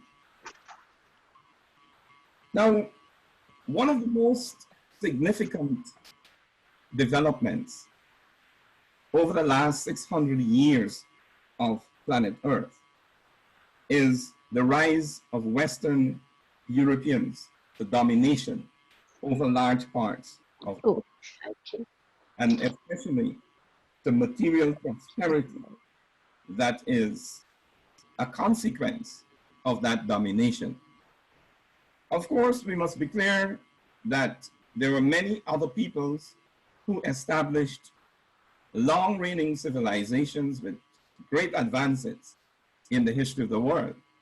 First, with African people, the Chinese, the Indians, and so on, established civilizations long before Europeans. So Western Europeans are, relatively speaking, newcomers to civilization. And in concrete terms, the question posed is really this: how is it that a small, resource-starved, culturally backward, and spiritually underdeveloped section of the planet's inhabitants transform themselves into the dominant and materially rich section of the world? That is the basic thing that happened in the world, the most important development, I will put across, for the last over the last 600 years. And the question is, how did this happen? And more importantly, what have been the consequences, most of which still live in our lives today? My answer is that basically, Europeans possessed just about one technological advantage over the rest of the world, and that's military technology. And they had a propensity to use that military technology wherever they felt to impose and maintain their own dominance. There were no moral scruples towards doing anything to impose themselves on other people. And the gun has been used, and by gun I mean military technology, to conquer and dominate sections of the world and to maintain that dominance. If we look around the world today, we're going to see that same scenario being played out, with some countries attempting to arm themselves with weapons that will prevent domination, and certain other countries saying, hey, you mustn't have this. You know, only white countries, in other words, should have the nuclear bomb. You know, brown countries, and think about Africa developing a bomb. Everybody would be horrified. But the people who've committed the most mass murders and the most immoral acts for the longest time in the history of this world claim to be the moral custodians of the planet. And we're going to come back to those contradictions in a moment. So let us recognize that wherever Europeans went in their escapades out of their dark ages into other sections of the world that they claim to discover, these sections that had civilization running for thousands of years before Europeans appeared in the world, they have created mass murder, genocide, cultural genocide. That's ethnocide. And recently we've become familiar with that process under the terminology of ethnic cleansing. There's been lies, rapes, just mention just about anything, mass and ritual terrorism, other forms of immoral, ungodly, unchristian behavior that became standard practice wherever Europeans went. So in the Americas, including the Caribbean, native peoples were massacred. Thousands, millions were killed. In Africa, the same story. In Australia, the same story. In parts of Asia, the same story. And let us pause here for a moment to consider what transpired and always the living consequences for us alive in this dimension of time today.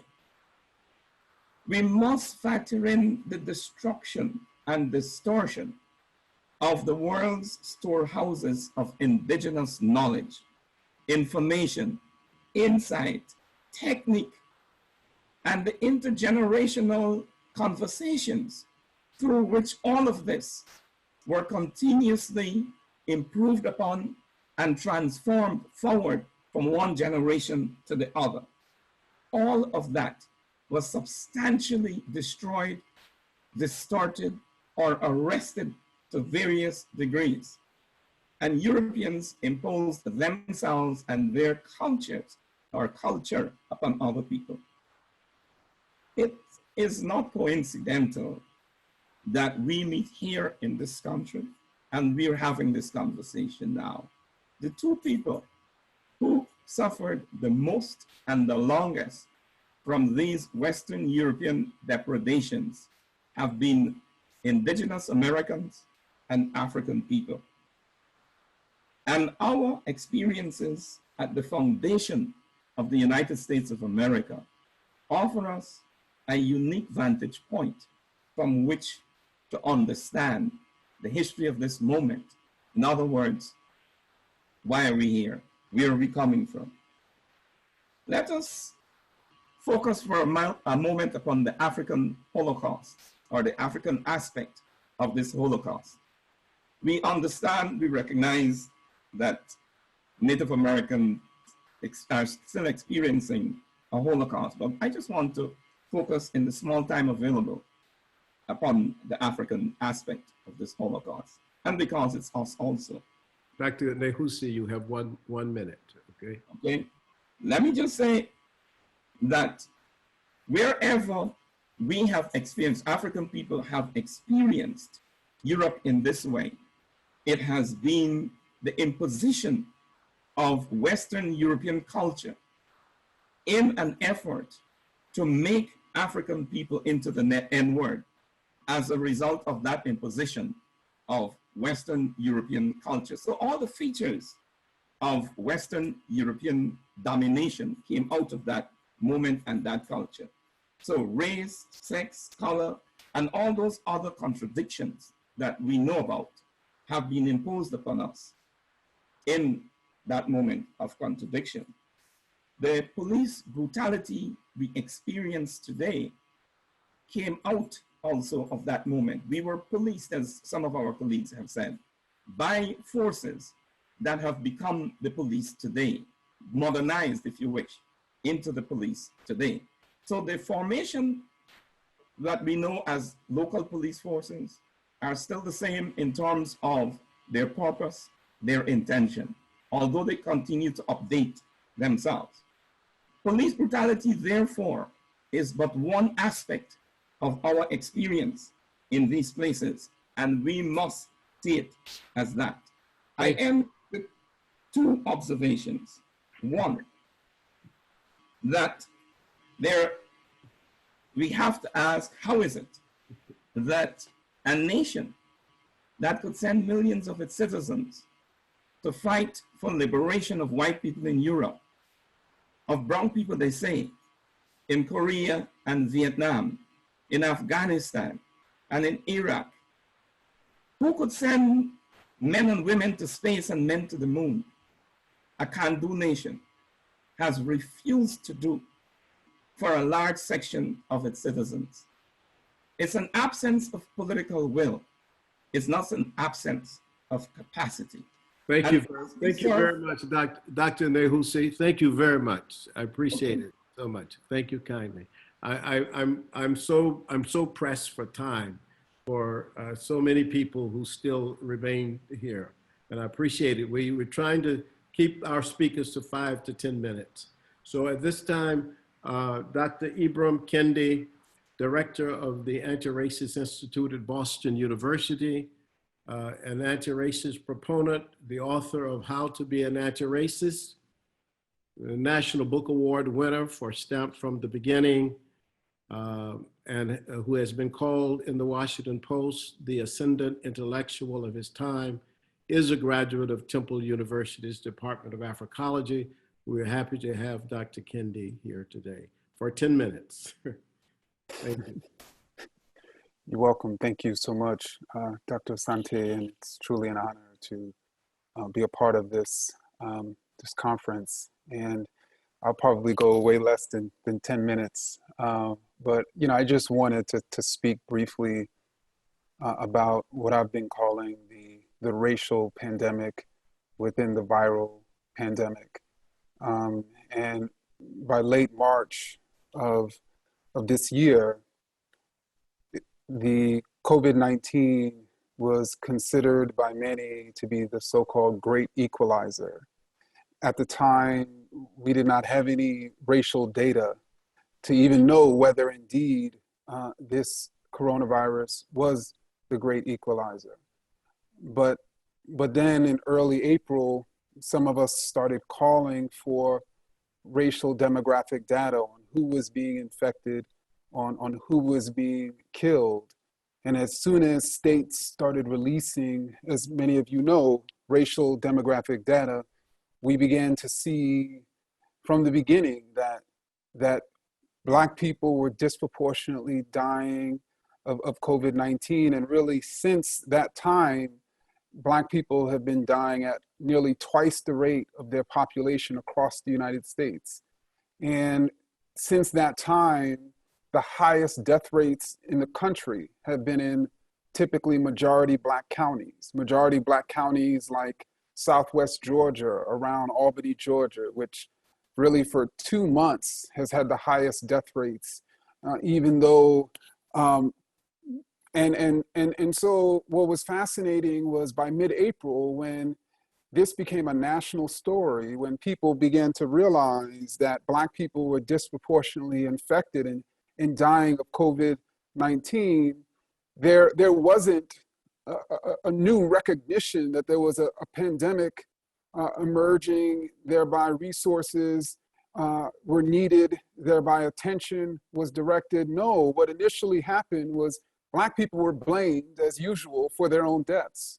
And so it was initially thought that Black people were disproportionately infected and dying because Black people were not socially distancing, because Black people were not taking the virus seriously, because Black people, there was something wrong with Black people, when indeed studies had already shown by late March that Black people were actually taking the virus more seriously than white people. And so then, as many of you know, by late April, white people started protesting to open states back up, claiming the virus was a hoax. And so no longer could they simply say that Black people were not taking the virus seriously when they were watching on their television screens, white people not taking it seriously. So then it switched to, well, Black people have more pre-existing conditions, and they have more pre-existing conditions because they don't take care of themselves. And even Black people were saying this. And if only Black people made better health choices, then they wouldn't have so many pre-existing conditions. If only they worked out more, if only they ate better, as if white people weren't gathering together to eat hot dogs and hamburgers, at their barbecues. And so then suddenly it became all about pre-existing conditions. Even the Surgeon General was urging Black and even Latinx people to stop drinking and stop smoking, as if that had anything to do with COVID-19. But we now know that all along, the problem wasn't Black people. We know all along that the problem was the conditions that Black people had been forced in due to white supremacy, due to racism. We actually know now that even more predictive than pre-existing conditions for Black infection and death rates have been access to medical insurance. So Black people are less likely than white people, far and away less likely to have health insurance. And so Black people were more likely to be showing up at hospitals with advanced stages of COVID-19, thereby more likely to die. We now know that Black people are less likely to be able to work from home.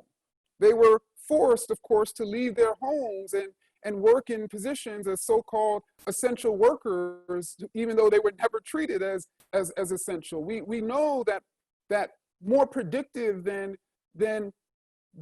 pre-existing conditions have been Black people being forced to live in neighborhoods with higher levels of air and water pollution.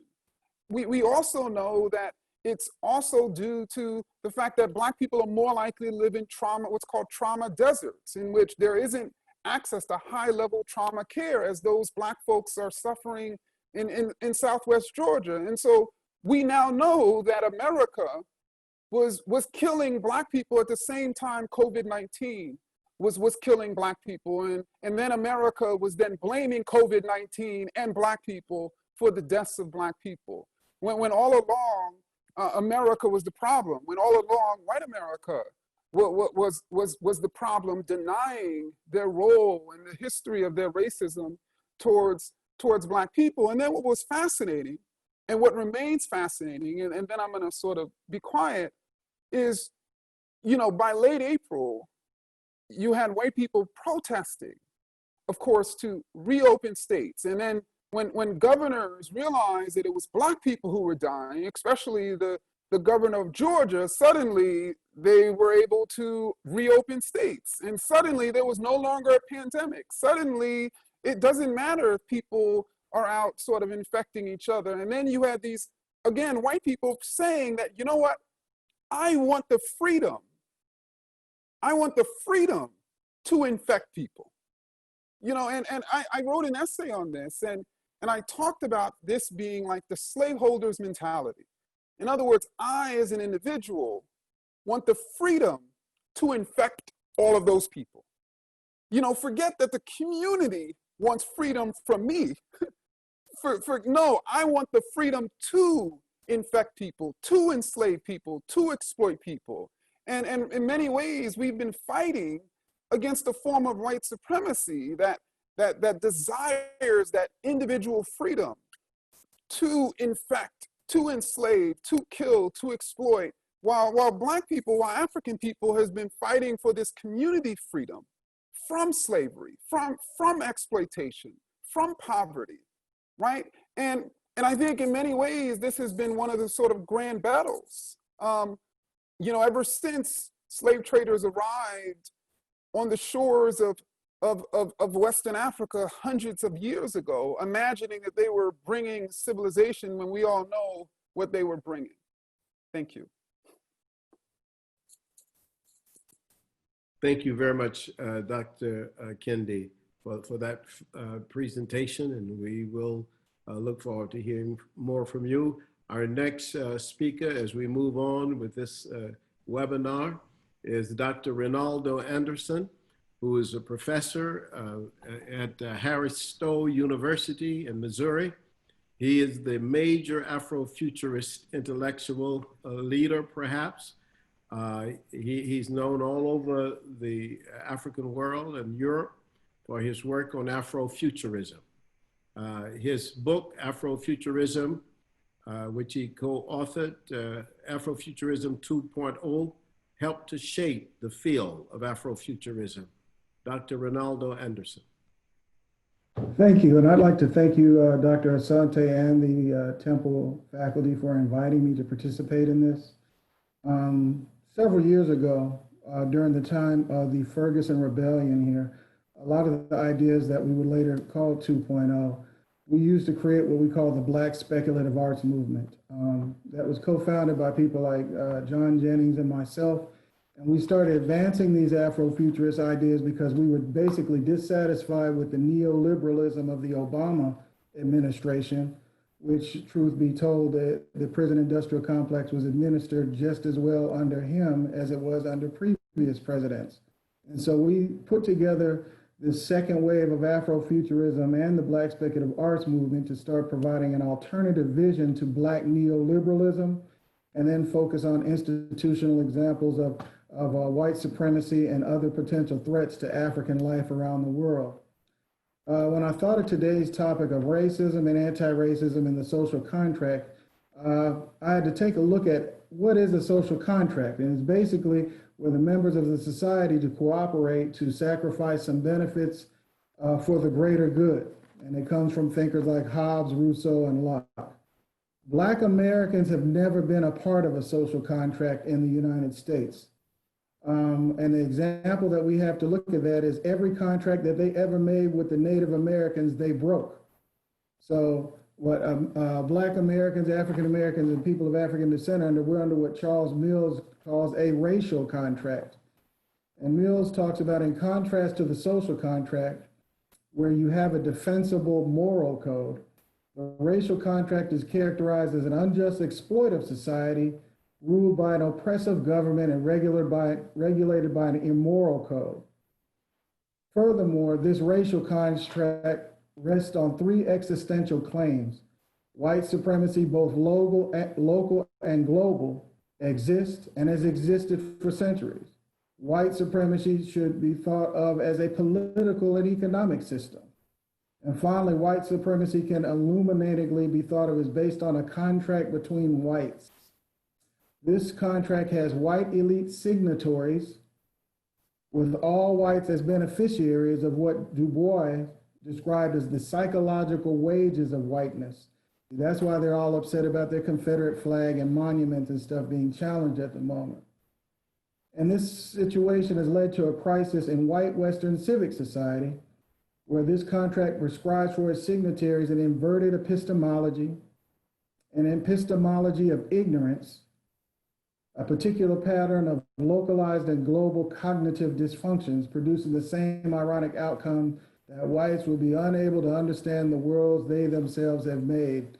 And in their ignorance, that's why they can walk around in our presence with no care about their other minor ethnic citizens in the country without masks and infecting the rest of us during this pandemic. Now, the key is that what I'm thinking of is that what do we want?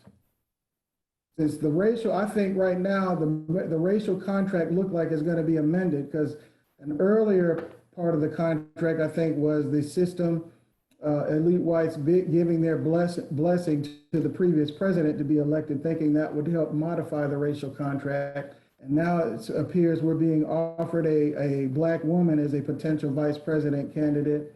And they even have, and I'm always worried when I hear Forbes magazine and them talking about reparations. So I'm looking at whatever they're offering for the new amended racial contract may mean we're offered reparations and a Black vice president at the expense of Africa and the rest of the diaspora. And, or as James Baldwin once said, what is going to be the price of the ticket?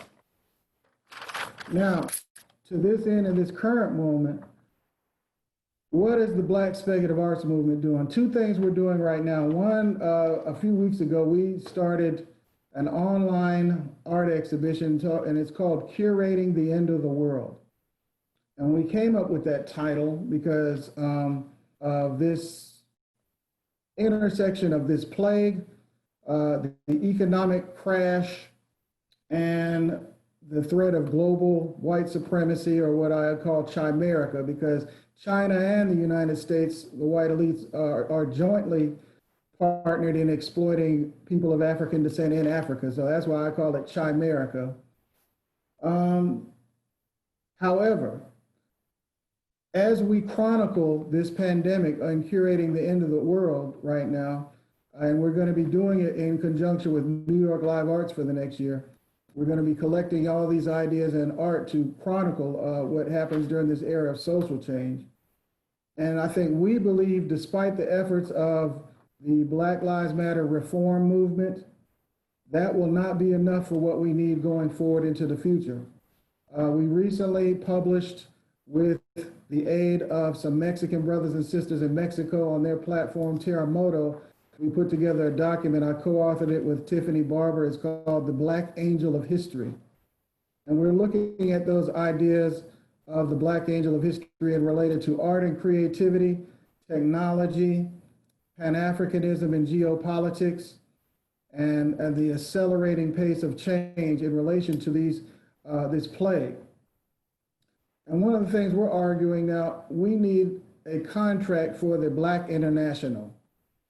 We need, for example, the African Union to create a path for Africans in the fifth zone to participate in a more meaningful way, whether through dual citizenship, to participate in empowering each other, along with the African diaspora and what they usually call CARICOM, or the Caribbean Basin.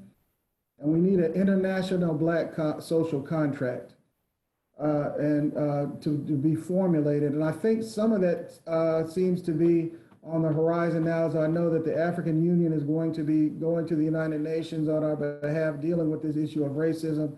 And the Caribbean is now standing up talking about reparations from the United Kingdom. But reparations will not be enough. I think Black people in the world will not be safe until the development or emergence of a Black superpower. We are the only race that does not have a nuclear power to protect the rest of its membership. I'm just saying this as a fourth generation descendant military, ex-military serviceman of the empire, that until we have a Black superpower, we cannot really safeguard a Black future. I mean, I think, and we're going to have to show the rest of the diaspora and some members of the continent the leadership and the pathway of how we achieve this. I think any kind of amendment to the current racial contract that we live under at this time is not worth the paper it's written on. However, we do see voting as a reasonable defensive strategy to at least combat some of the more ignorant forms of white supremacy. So it'll give us some more breathing space to continue to create and educate and try to survive what's going to happen during this winter and what they call in the dark winter. I think the ignorance that we're seeing at this present moment is going to probably transition into more outright savagery as with disruptions in food supplies, the instability within the economic system, and geopolitical instability, because they've already forecast, even after COVID-19 is over, there are going to be waves of ultra nationalism sweeping the world. They've already made the decision in an article called Magic Money that they're going to continue to print money, even if Africa and the rest of the global South cannot print its own money. So we are going to have to cast our visions and work to look out for our brothers and sisters over on the continent and the rest of the diaspora, even if they offer us a racial contract which will tempt us to abandon them. And that is the challenge that I'm calling for to everybody that's within the sound of my voice, that the price of the ticket cannot be at the expense of the rest of the brothers and sisters in the diaspora and the continent. And I thank you for these few moments of time that you've allowed me to share my ideas. But you can see, if you check out our webpage at bsam-art.com, or our recent article, The Black Angel of History and the Age of Necro-Capitalism, you can see a further refinement of some of the thoughts that I've shared with you at this time. And I want to thank the artists of the movement like Stacey Robinson, John Jennings, Quentin Versetti, and Dr. Natasha A. Kelly. All over the world in our network now, you have Black men who are working on developing visions for a Black future for our yet unborn. Thank you.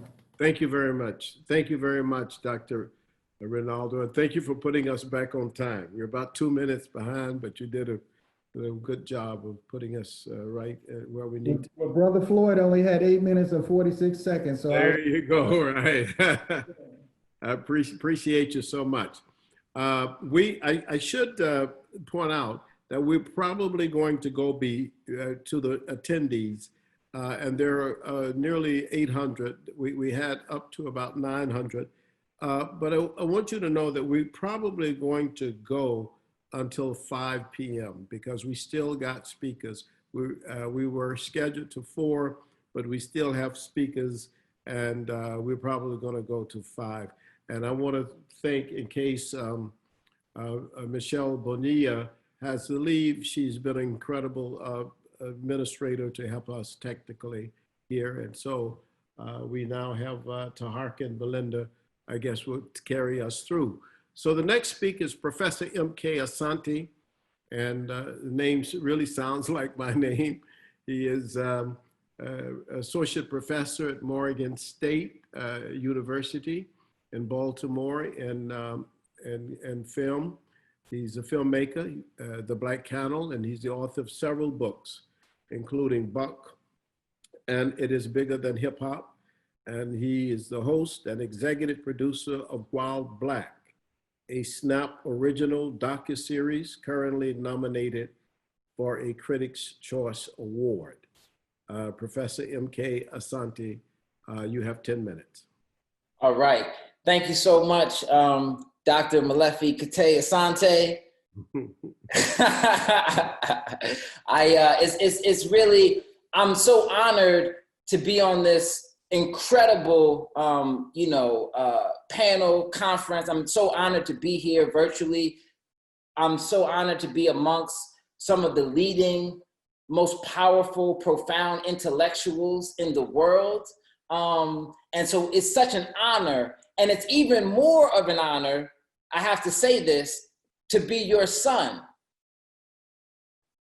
Because to watch you even put this together, it's really incredible. And there's such a sense of urgency, and I just love what you're doing, the example that you set for me and the youth and all your students and everyone. So I wanna say publicly that it is an honor to be your son. It is an honor to be in this room, in this space. Thank you, Asante Sana. I know I don't have a whole lot of time. And so what I wanted to share in this moment is a poem called Two Sets of Notes. And I believe that it is one of the solutions and answers to the time that we find ourselves in now. When I was growing up, my father always talked to me about taking 2 sets of notes. And that was something that was stressed in the house. And I want to share a piece related to that.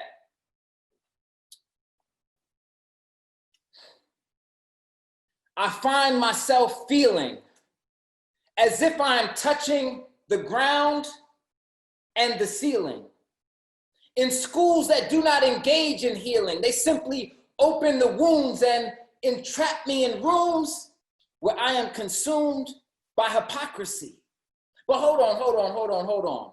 Even Greek philosophers weren't the authors of their own philosophies. And the statues on campus be watching me. Washington, Jefferson, Williams clocking me as if to say my time's up.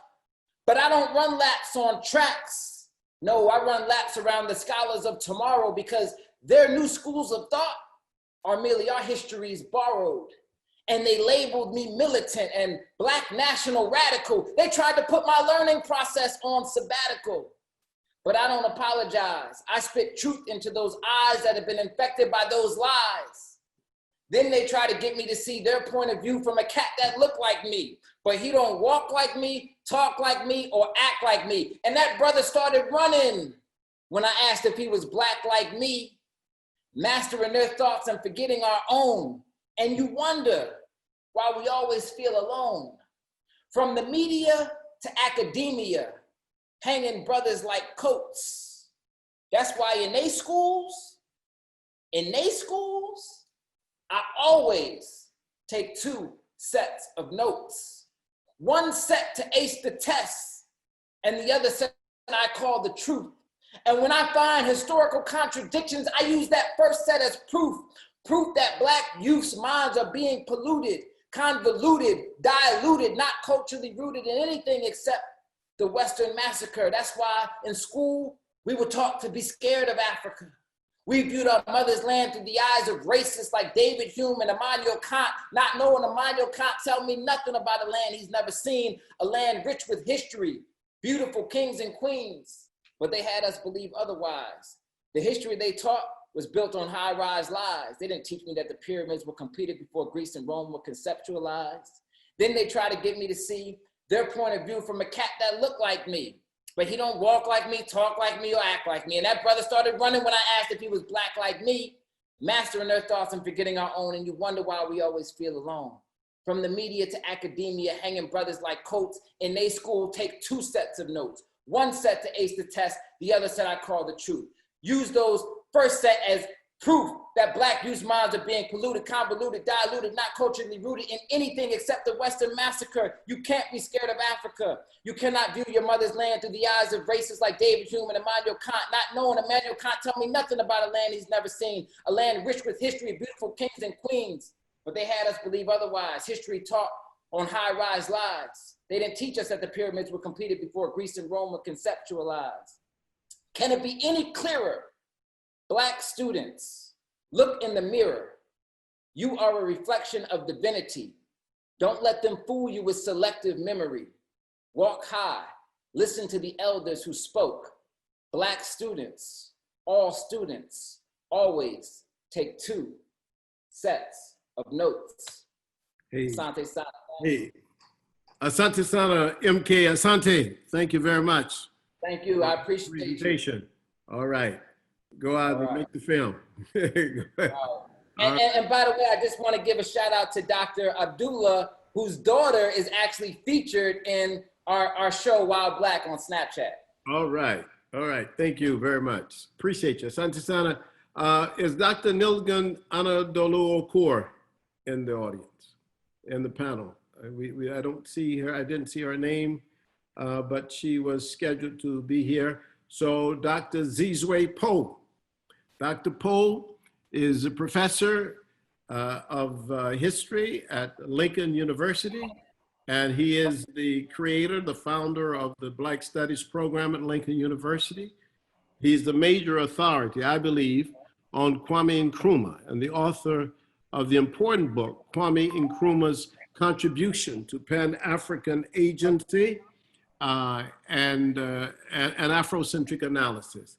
Dr. Zizwe Poe is featured around the world for his articles and is recognized as one of the key people in the whole question of African revolution. Dr. Zizwe Poe, you are now on. Thank you very much, Dr. Asante, and all of the great guests who are here. And besides the folks who are not here, who may be on the front lines trying to help get us some reparations in whatever form they're trying to do it. Let me just first correct just a little bit of information.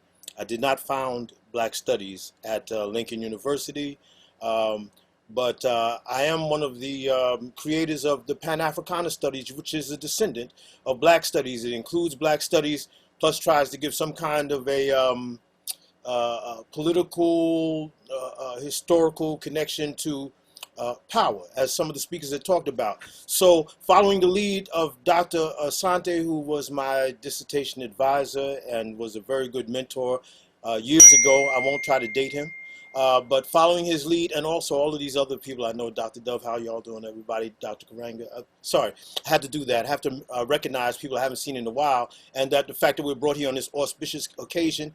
Dr. Asante, you know I'm very disciplined. I'm gonna stick to my 8 minutes. So let me start off in the beginning. I'm trying to come up with a summary of what racism is, anti-racism, and the way forward. The bottom line for me is in 2018, I went and spoke to a group of students at the University of Nsukka in Nigeria, and they asked me what racism was. And I had them close their eyes and imagine 3 images. I said, imagine God, the devil, and some angels. And then I told them to open their eyes. I said, now you know what racism is. I didn't even have to explain it to them. They saw the white people running through their mind. And they understood at that point that if you think God and the angels are white and the devil is black, well, then all of a sudden, you know, everything else that you do, especially if you have this high regard for who you consider the creator, and you know nothing about your own traditional religions, then they're kind of caught. So in terms of what racism is a pandemic that's much older than COVID-19 that is used by business institutions, specifically the United States. And I usually call it United States of corporations, because in reality it was started as a business and it still is a business. And if you didn't have private profit to generate, if you didn't have private property to generate private profit, then more than likely you had to be the private property for somebody else's private profit. And that's been basically a history of human relations inside of the United States of corporations. So let me say this to just go on quickly. This fight against the police, in reality, what they teach you in political science is usually a lot of noise. Because in reality, in a country like the United States, where business interest is prime, the only two real state institutions that there are when everything goes wrong is the police and the military. And so I'm overwhelmed and happy to hear somebody say defund the police because they want to redirect some of the resources in other places. But like many of our speakers in this audience, we know it's much deeper than just defunding the police. But as a Pan-Africanist for more than 40 years, every time I look at a reform that the United States is offering anybody, I'm wondering, is this reform going to help us be closer to revolution, or will it tighten the grip of slavery and neocolonialism on us? So I'm always concerned about that. So I'm for defunding the police, but I think if you're defunding the police, you have to also defund the United States military, especially AFRICOM. As Dr. Asante said, my research is in Nkrumah, and when Nkrumah was alive, who was an alum from Lincoln University, when he was alive, though, as the president of Ghana, Ghana was a liberated state. And like other countries who were coming to liberation, they were saying, we want no U.S. military inside of African countries, because they knew U.S. military is just the United States police outside of America, and the police are just the United States military inside of the United States. And so they kicked out military bases almost all over Africa. But today there's over 24 AFRICOM bases, and most of those bases were set up under Barack Obama. So the only question I have in this whole thing about racism, I think we need to understand that racism is organic to the United States project. So those of you who may want to struggle with racism may have to struggle with your own patriotic identity. I find that this is where we get stuck. And even in today's discussion, it was a great discussion. Some folks are clearly not trying to build the United States corporations. And some folks clearly are trying to figure out how they could possibly make it work. But I think the more that they study the history, the more that they'll come up to the common conclusion from all of us that this thing is headed north. Some people say headed south, but my orientation is toward Kemet. And I know that north is down in Kemet and south is up. So this country is headed north, and we need to be mindful that it's headed north so that a lot of us don't flow that way with it and begin to build these other institutions. I love the young brother today talking about building local self-agency, because the first step of reparations is self-repair. And then you can fight the war and win the repairs that you're owed. But only victors win reparations. So once we begin to self-repair, we've already won one victory. And that victory may be the centering of ourselves and locating what our challenges are. I think that's all I have to say, Dr. Sandy, because I think there are a lot of great people here. And like Dave Chappelle, I'm willing to ride in the back seat of this one because I love this ride. Oh, one last thing. So some of the other people on here have experienced the kind of explosion we're looking at 3 times. We experienced it from Watts to the death of King. We experienced it in the Rodney King aftermath. And since 2014, we've been experiencing. So we get elated when we feel this uprising. Matter of fact, I was really elated to see that the folks went straight for the police station. They always say they're burning their own neighborhood. But I try to repeat what KRS said, is that if it was their neighborhood, they wouldn't be getting killed in it. So I was kind of happy to see folks go straight to the police department. I was like, yeah. Because the last time I heard of somebody doing that, it was after the killing of all those Black Panthers in 68 and 69, and it was the Black Liberation Army that had a plan for going for the police stations. And Assata Shakur was one of my sheroes, Assata Shakur. I hope she gets a chance to see this. Big up, Assata. Be careful, because these folks are still doing what they were doing before. Thank you, Dr. Asante, for this opportunity and to be with all of these great scholars. All right. Thank you very much, Dr. Poe. You were well trained. Appreciate it. You were right on time. All right. Okay. Okay. So there are a couple of questions that some people are asking. And I was just looking to see whether or not the questions were pointed to any particular people. And they are not pointed. They are, I don't see these being directed. There is, well, I don't know whether These are from Dr. Shockley and Dr. Karenga. Dr. Shockley, is it realistic? Is Dr. Shockley still here? Is it realistic to think that we can live in peace with our enemy here in the United States and globally? Can Blacks expect things to get better or worse? Many Blacks are in fear and don't know what's coming. I think, yes. Thank you for the question. Is it realistic for us to think that we can live with our enemy? I think that you can live anywhere you want to live if you have agency, if you have independence, if you have a sense of who you are, and if you have control over the resources and control over the education system of your community. Now, if the people that you're living among won't let you do that, then the war that has been waged against you is one where you won't be able to live amongst them. Our problem right now is that we're trying to cooperate with people who are not willing to cooperate with us. Okay, So, that's good, Dr. Kemet. All right, all right, that's good. Now, the reason I'm stopping you is because you got another question, and it's a question from Namibia. Somebody in Namibia is listening, and they're saying, question for Dr. Kemet Shockley. What is an African-centered education grounded on?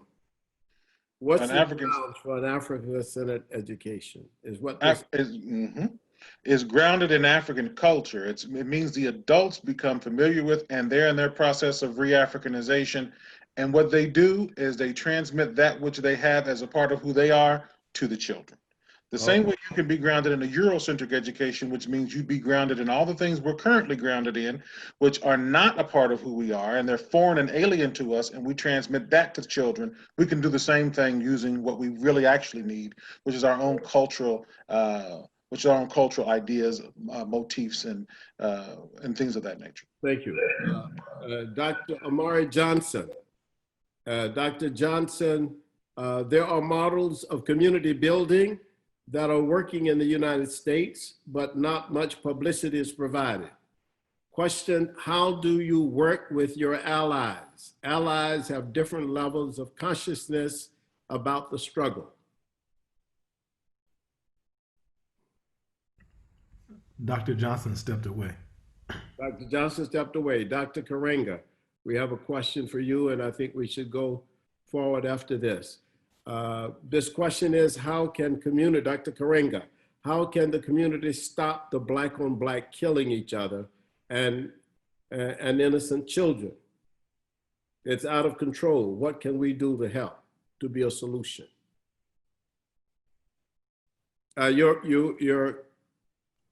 Yes. Yes. The first thing we have to do is reconceive the problem. The problem is the context in which people don't have the values that they should have and relate to each other wrongly. We can't borrow the language of the dominant society, which first of all, racialized crime, calls it black, black on black, and then at the same time, criminalize the race. If you can convince people that there's a black crime and not a white crime, even though they waged all the world wars and killed millions of people, right? Hundreds of millions of people, then you cannot break through the conceptual imprisonment that they impose on you. The way we have to do is to wage the struggle, to start the struggle against the real problem we have, which is our oppression and our oppressor.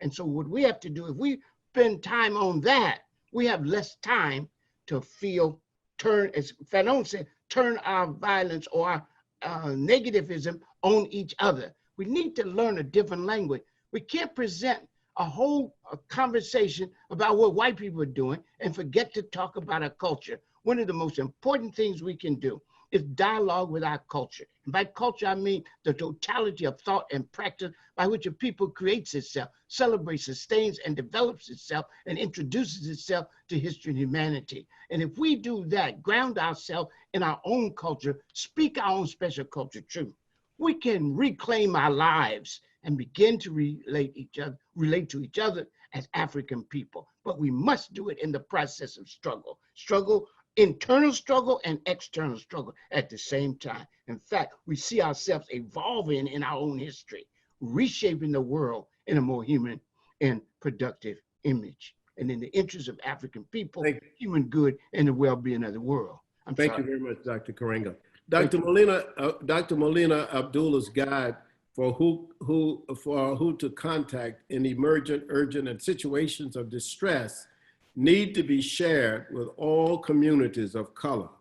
Thank you so much for this, Dr. Abdullah. This is just a comment that was made to her. There are 136 questions from the audience. I've only, there's someone who asked me, will you let Dr. Ronaldo Anderson make his presentation? You have allowed everyone else on the panel to present except him. Why? Did I do that? I thought, didn't Ronaldo present? Did I, what, Ronaldo? Yes, he presented. Yeah, well, somebody. He did an excellent yeah, somebody said Yeah, they must, I don't know if they were the order that, Yeah, okay, well, okay, maybe I don't know. Okay, Dr. Ama Mazama, is she in? She here? How can we as Black people and intellectuals be on guard for other Black scholars who, in the name of Black progress and freedom, intersect ideas of other groups, self-interest, cloaked and hidden as ours? Dr. Mazama. Okay, that's not here. All right. Okay, well, let's go back to our last speaker. Is Dr. Ibram still here? Okay. All right. He has left. He's left. Okay, let's go back to our next presenter. Our next presenter is Professor Lazana Hotep. Professor Hotep is actually the director at the University of California, Berkeley, for diversity, equity, inclusion, and belonging. His book, recently out, is called Minding the Obligation. Professor Lazana Hotep, welcome. And we're ready for your presentation. Thank you, Baba Malefe, for the invitation to be a part of such an august panel of scholars, activists, warriors who I've been very fortunate to learn from over the years, as well as organize with. So it's good to connect with everyone, be a part of this conversation. As this painting by Brother Kadir Nielsen shows on the cover of one of the recent issues of the New Yorker, it shows that the murder of George Floyd is not an incident in which it is isolated from the realities of Black people sojourn here in America. And as you can see, George Floyd's body is filled with our ancestors from the transatlantic slave trade and those who went through the Ma'afa, all the way those who went through Jim Crow segregation, and then the many women, men, and children from Emmett Till all the way to Tamir Rice and Breonna Taylor and Ahmaud Arbery, who've been killed by this system. And so we understand that this is a broader tradition. And as has been said before, we are at war. And our great artist, athlete, scholar, and warrior, Paul Robeson, put it this way. He said, there are no impartial observers. The struggle invades the formerly clustered halls of our universities and the other seats of learning. The battlefront is everywhere. There is no sheltered rear. And we see that more than ever. But one of the things I want to address was along the line of Dr. King and Dr. Johnson and Brother Shockley, Dr. Shockley, who talked about education. And the educational system that we're involved in is a weaponized system. And to weaponize something is to use something in order to deliberately inflict harm on people, is to weaponize it. And so when we look at these types of outcomes where Black children at white schools are more likely to be told they have a learning disability, or we look at reports like the Get Out report done by my brothers Frank Harris, Luke Wood, and Tyrone Howard, called Get Out, looking at Black male suspensions in California public schools, and really going into the data, showing how disproportionately these students are represented as an allusion to what Dr. Abdullah had talked about earlier. And then in the state of California where I reside, you see that since 1980, in the state of California, they built 22 prisons and only one university. And so as we look at these data, we realize that the problem never has and does not reside in our communities and in our peoples, but it resides in the institutions and the structures, because an individual in a community does not have the power to build 22 prisons in one university. And I'm talking about in terms of people of African descent, the people who have been on the wrong side of this type of equation. So we have to understand that this weaponization of education has been there since the beginning. And in Self-Taught by Heather Andrea Williams, she talks about this whole notion of how we are able to have, and it's been mentioned of the Enlightenment period due to the notion of the social contract, how we've been able to have this racialized system that we have. And I'm talking specifically about the role education has played in it. So in her book, she says, masters made every attempt to control their captives' thoughts and imaginations, indeed their hearts and minds, maintaining a system of bondage in the age of enlightenment dependent upon the masters being able to speak for the slave, to deny his or her humanity, and to draw a line between slave consciousness and human will. Literacy among enslaved Africans would expose slavery, and they knew it. Going to Raising Races by Christina Durocher, she talks about the textbooks and the literature in the Jim Crow South. And she says, in their perpetuation of the myth of African American inferiority, the textbooks and literature white Southerners created for school children reveal how completely white supremacy was embedded in Southern white culture. And then moving forward with Dr. William Watkins and his great work, The White Architects of Black Education, he says, I have come to understand what people in power have long known. Education can be used to both oppress and to liberate. Ideas are indeed powerful things. I further come to understand that America's colonization of blacks employed the textbook as often as the bullet. Colonial education in America was designed to control, pacify, and socially subject people. The education of Black Americans has always been inextricably connected to state politics and the labor market. So here we can see through the scholarship and the literature, the chronicling and the documentation of the weaponization of the educational tools. But a lot of people who find themselves in education, whether that's P-12, community college, university, or even trade schools, are timid and have a reluctancy to engage in this issue of the racialization of education. And then they come to folks like us and they say, well, why are you bringing race into education, right? Race is the great equalizer. I mean, education is the great equalizer. Education is the space where we all can learn more about each other. Education is the space that is providing the level playing field. And why would you all want to bring race into this space? Not really understanding that race and education was not brought in by those of us who do this great work of working for the liberation of African people.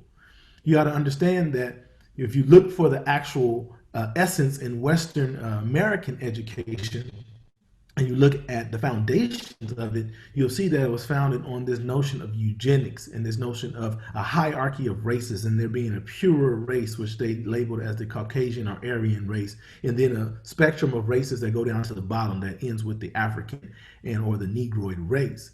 And so when you even look at the basic foundations of how we even measure intelligence in the West, Lewis Terman, who created the Stanford-Binet IQ test, which is the exam that the major assessment that people use to even measure intelligence, was known for being a staunch believer in eugenics. And so the foundational tools, the instruments themselves that they use to measure intelligence, are founded by racist.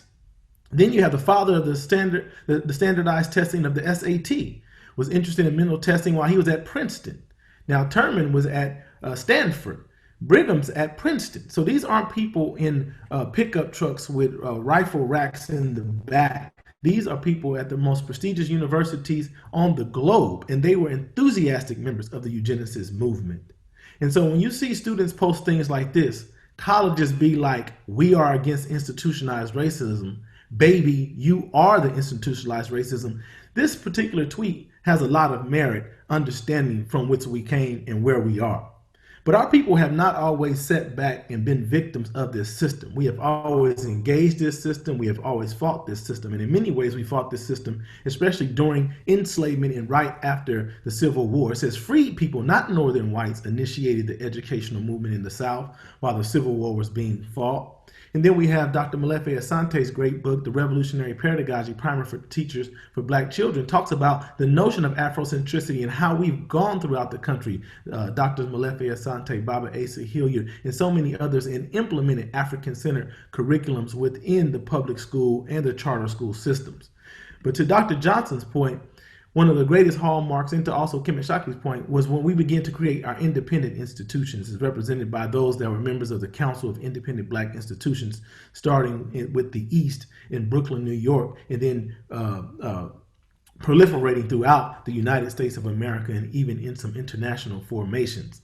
And so we have a responsibility to take back this weapon that has been used against us, recalibrate it, and then take this weapon and be able to arm our students and arm our communities and arm the international Pan-Africanist world with an education that's going to stop using these standards of intelligence, stop using these standards of measuring what it means to be human by people who have dehumanized us, and to get involved into this re-Africanization process and challenging the anti-Blackness. So I leave you with this quote from Dr. Tyrone Howard.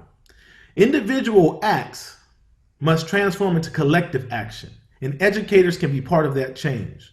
Schools are not immune from the perpetuation of anti-Black racism. Many students, parents, and teachers have long argued that schools are rampant with acts of anti-Black racism.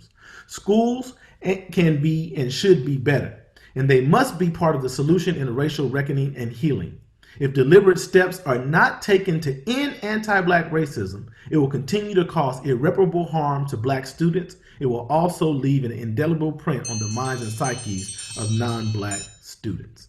With that, I thank you for your time and your attention, and I am honored to be a part of this great panel, and hopefully my participation in this panel has been able to add to what has already been shared today.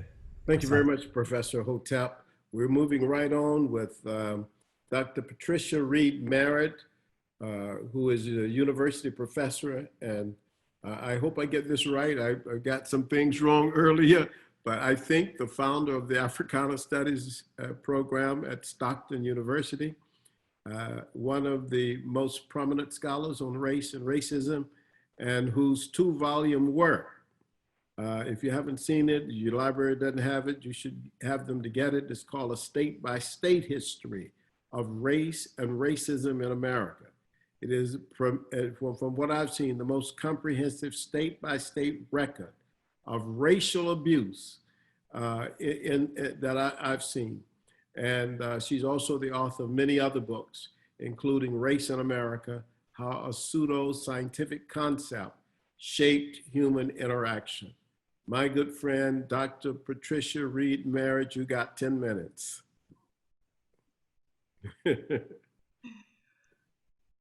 Okay, am I on? You're on. All right, Hotep. Hotep.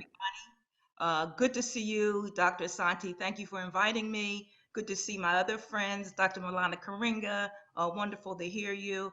And I'm thankful for everybody who made contributions today. So much has been said. It's not a whole lot we don't understand. I just want to do a couple of things. One is I want to talk about what is it when we say race? How do we understand race? And those of us in America, and certainly those of you in this forum, have a good understanding of what race is in America. And basically, race has been socially constructed to be based on the color of one's skin. We have Black people, we have brown people, we have white people. Race, that's what race is here. And when people say, as they often do, well, there's only one race, is the human race. Certainly there's a human race, but the human race is not monolithic. There's variations in the human race. And what people have been able to do, those who have been our oppressors, has been able to take various groups and assign value to them. And as so many people in the panel have already said, white people are assigned to the highest level of value in society. And white supremacy has resulted in people of color being oppressed and oppressed for hundreds and hundreds and hundreds of years. Racism as we know it is a variation of understanding race and the value of race. And when we talk about racism, we're talking about the belief in white superiority. Not just the belief in white superiority, but that it's inherent, just like Black inferiority would be inherent. And so we have this notion of racism that has gotten into the American system, and we have institutional racism, which is my far greatest concern. How you deal with institutional racism. How do we gain? How do we make structural changes? When we talk about institutional racism, we have to understand that racism in America, and this does not mean that racism is not a global phenomenon, because indeed it is.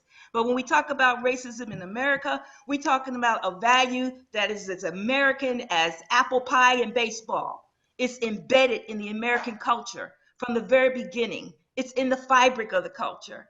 It gets into every institution that we know that attempts to organize the American culture. Whether we're talking about education, criminal justice, hospitalizations, mental health, the family, relationships. Racism is a part of that.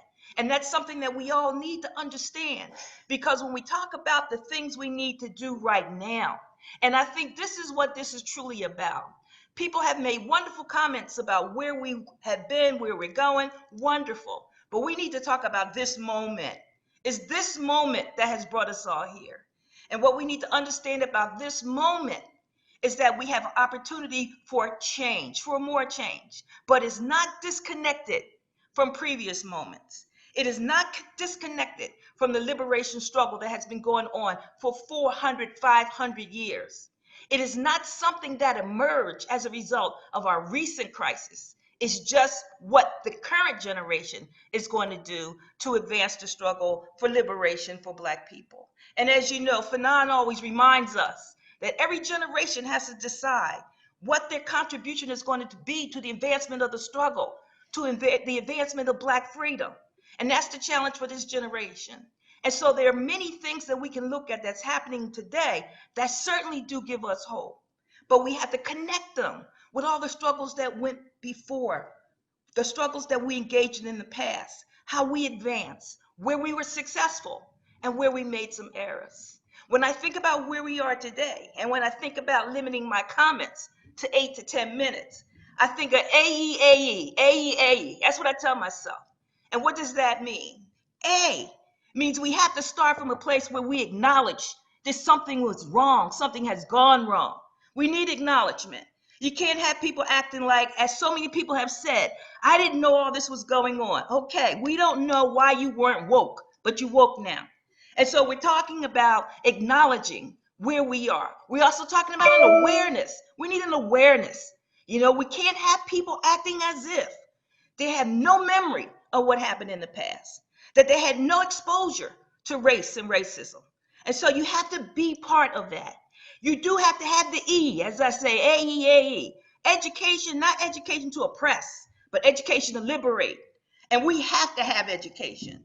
We have to be able to go back and re-educate ourselves. Many of us have fine degrees from universities, institutions of higher education, state universities, Ivy League institutions, etc.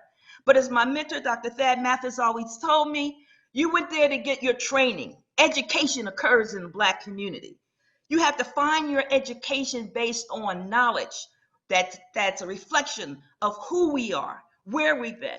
So many of you have made contributions to that. And when we talk about what we need to do beyond education, is where we are with the second A in AEAE. We have to engage in action, advocacy. This is what makes this moment so important right now. And as Brother Poe said earlier, yeah, I'm with David Chappelle too. We can sit in the back and not ride this one out, but certainly let this current generation make their contribution to the struggle. Make their contribution in understanding that we have been at this place before, we are here again today, and we're going to advance the movement for freedom and liberation one more step ahead. And so when we say action and advocacy, yes, people are in the street. More of you should go to the street. Not necessarily those of us who are senior citizens and have other issues, but yes, go to the street. People used to say for a period of time, oh, when you talk about that marching, that's the stuff that happened in the 60s and the 70s. No, that's the stuff that's happening now. And if you can get out there and be a marcher, you should be. But you have to do other things. I think it's the brother, Dr. Hotep just said, we cannot limit this to one institution. We can't limit this to our concerns and our cries for defunding the police department. We have to look at every institution that impacts our lives and ask ourselves, what can we do right now to demand change? What can we do right now to force people to acknowledge that there's something wrong within these systems, that institutional racism is embedded in these systems, and that we need to do something to make sure that tomorrow will not be like today, and it will not be like the day before. And when I say AE, engagement, we have to maintain this engagement for a period of time. This is not something, this is the moment that we're going to take advantage of right now. But we have to use all of our energy to sustain this moment for as long as we can. We have to remain engaged for as long as we can. We still have to go to the school board meetings. We still have to go to the council meetings. We still have to go to our universities and make demands on them. At Stockton University, we're in a heated discussion now about changing the name of the institution, a discussion that we've had for more than 20 years. But now might be the moment where we achieve that. And we're going to achieve it because enough of us are going to remain engaged from here until the time that we're able to remove the name of Richard Stockton off of that university. And so we have to do these kinds of things because it's important. And so it is also important, and I've heard a number of people comment, is that, you know, we got to look at the moral character of European people, of white people. We got to change the way in which they view Black people. We got to fight, you know, help them understand that they're racist and all. I'm not concerned about that. I'm concerned about building the Black community. It reminds me of Karinga's work when he talked about the radical Black psychologist. And I remember Dr. Naeem saying, our job as Black psychologists is not to heal the psyche of white folks. We're here to deal with what the needs of Black folks are. And right now we need to deal with not just what the needs of Black folks are, but how Black folks are impacted and oppressed in our institutional systems. And so I'm about institutional change. I'm about structural change. I'm about remembering that this moment is important. It's potentially transformative, but we have to seize the moment. As you sports people would say, we have to have a full court press, and we have to do everything we can do right now to advance the freedom for Black people.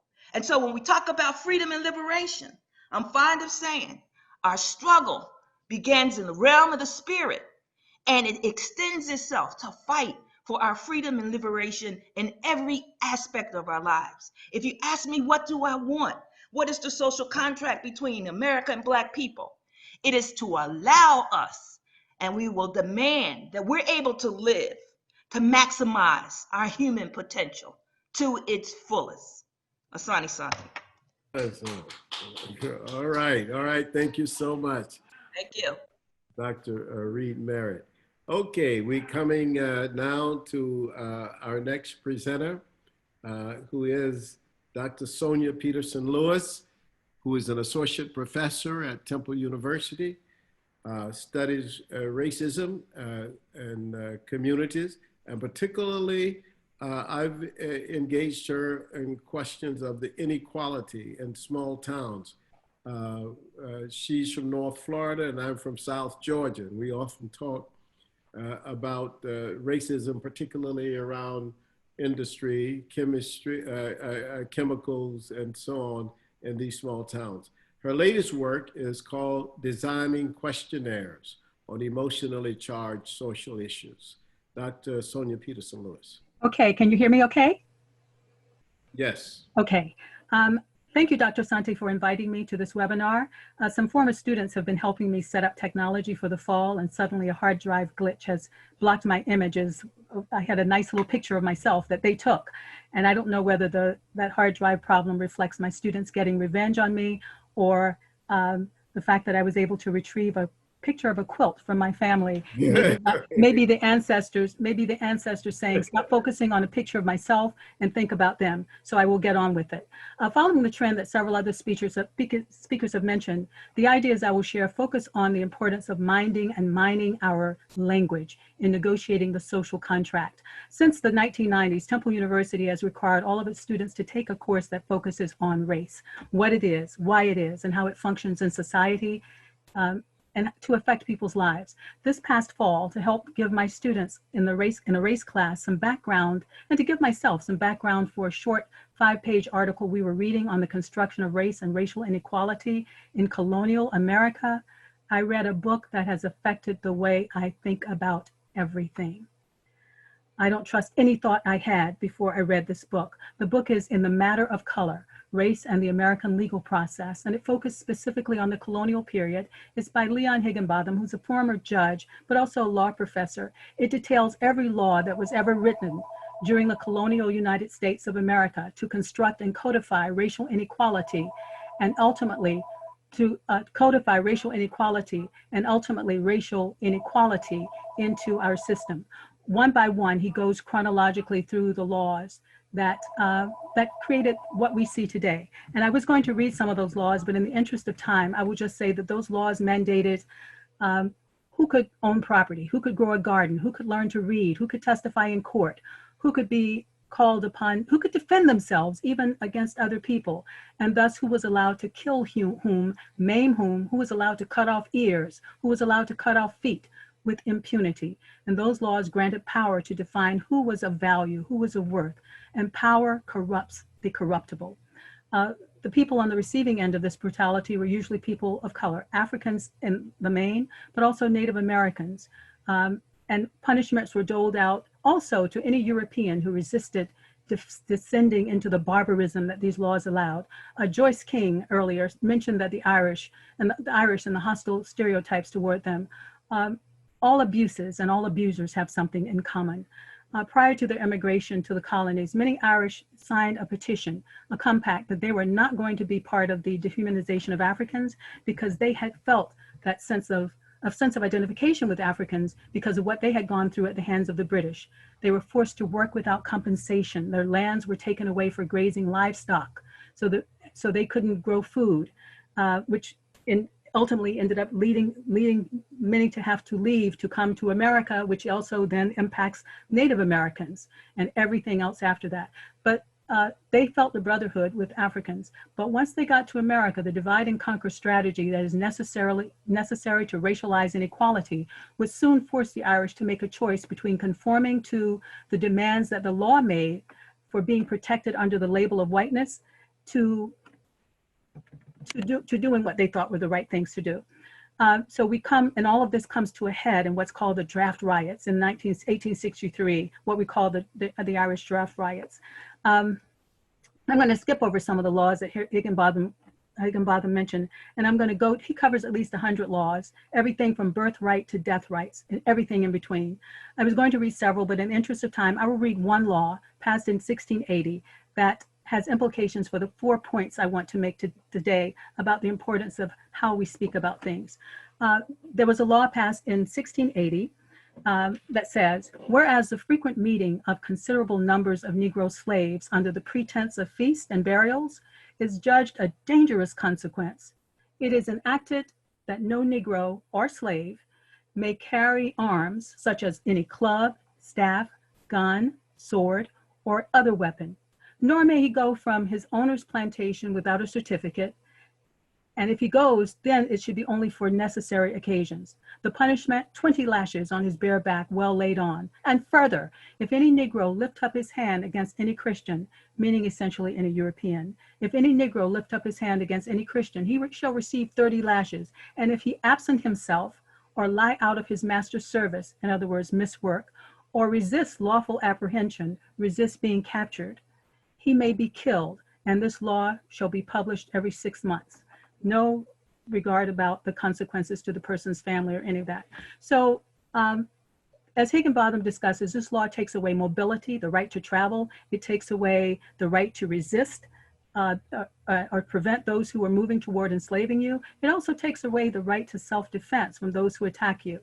And because it is a law, any violation of it makes one a criminal. And we often hear, when we look at the cases of police brutality, we often hear, well, what was the person doing? Was he obeying the law? Was he keeping to the letter of the law? We need to look at laws to realize that many of those laws were actually constructed to take away people's rights to make mobility, to move forward in the world. So I practice freedom of speech in my class because policing language makes people doubt what they have to say. It makes people nervous about speaking. But I ask students to think about, say what you want, but when you write an essay for class, think about how you use language.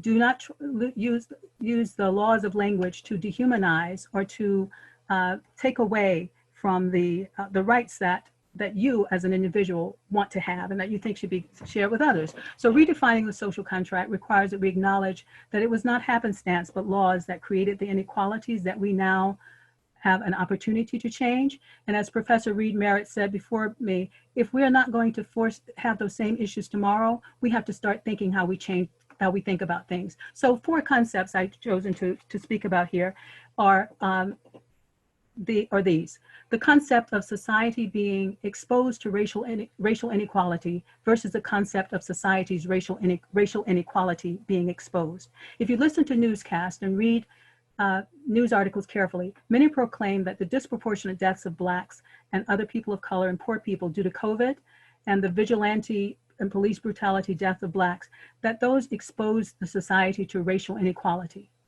There's a difference between having society exposed to racial inequality and having the society's racial inequalities exposed. The language that we have been exposed to it, as if we didn't know, pretends that we didn't know that there was a racial divide in terms of the type of work people do, that there are frontline workers who are more disposed as opposed to those who can work behind the scenes. It pretends we didn't know the number of jobs that some groups are having to work, not one full-time job, but 2 or 3 part-time jobs that gives them disproportionate exposure, and that they're having to take public transportation to do that. That we didn't know about the multi-generational housing conditions that are disproportionate in some communities because of lack of affordable housing, and that some grandparents, particularly where I come from, are raising their children. So when those children go out into the world and come back, they are exposing, the structure of housing is set up so that some people cannot practice social distancing. I will skip some other things I say here, but a second issue is distinguishing between a loss and a theft. If you listen carefully to media, you will hear people say it is a terrible thing that Breonna Taylor, Ahmaud Arbery, George Floyd, and the list goes on, lost their lives. Did they lose their lives or were their lives stolen? Word choice is important here because most societies have a different protocol for how they deal with a loss versus how they deal with a theft. A loss is the fault of the owner. So we focus our attention on the owner. Perhaps the owner needed to be more diligent, or they wouldn't have lost what they lost. They needed to be more careful, less careless, more attentive. What was he doing there? A theft, on the other hand, is the fault of the thief. So we then have to focus our attention, put our lens, our analytic lens on the thief and ask about the thief the same questions we were so willing to ask about the victim of the theft. Why was he or she not more diligent, more careful, less careless, more attentive? Why did he or she steal this life? So turning the gaze on the actor.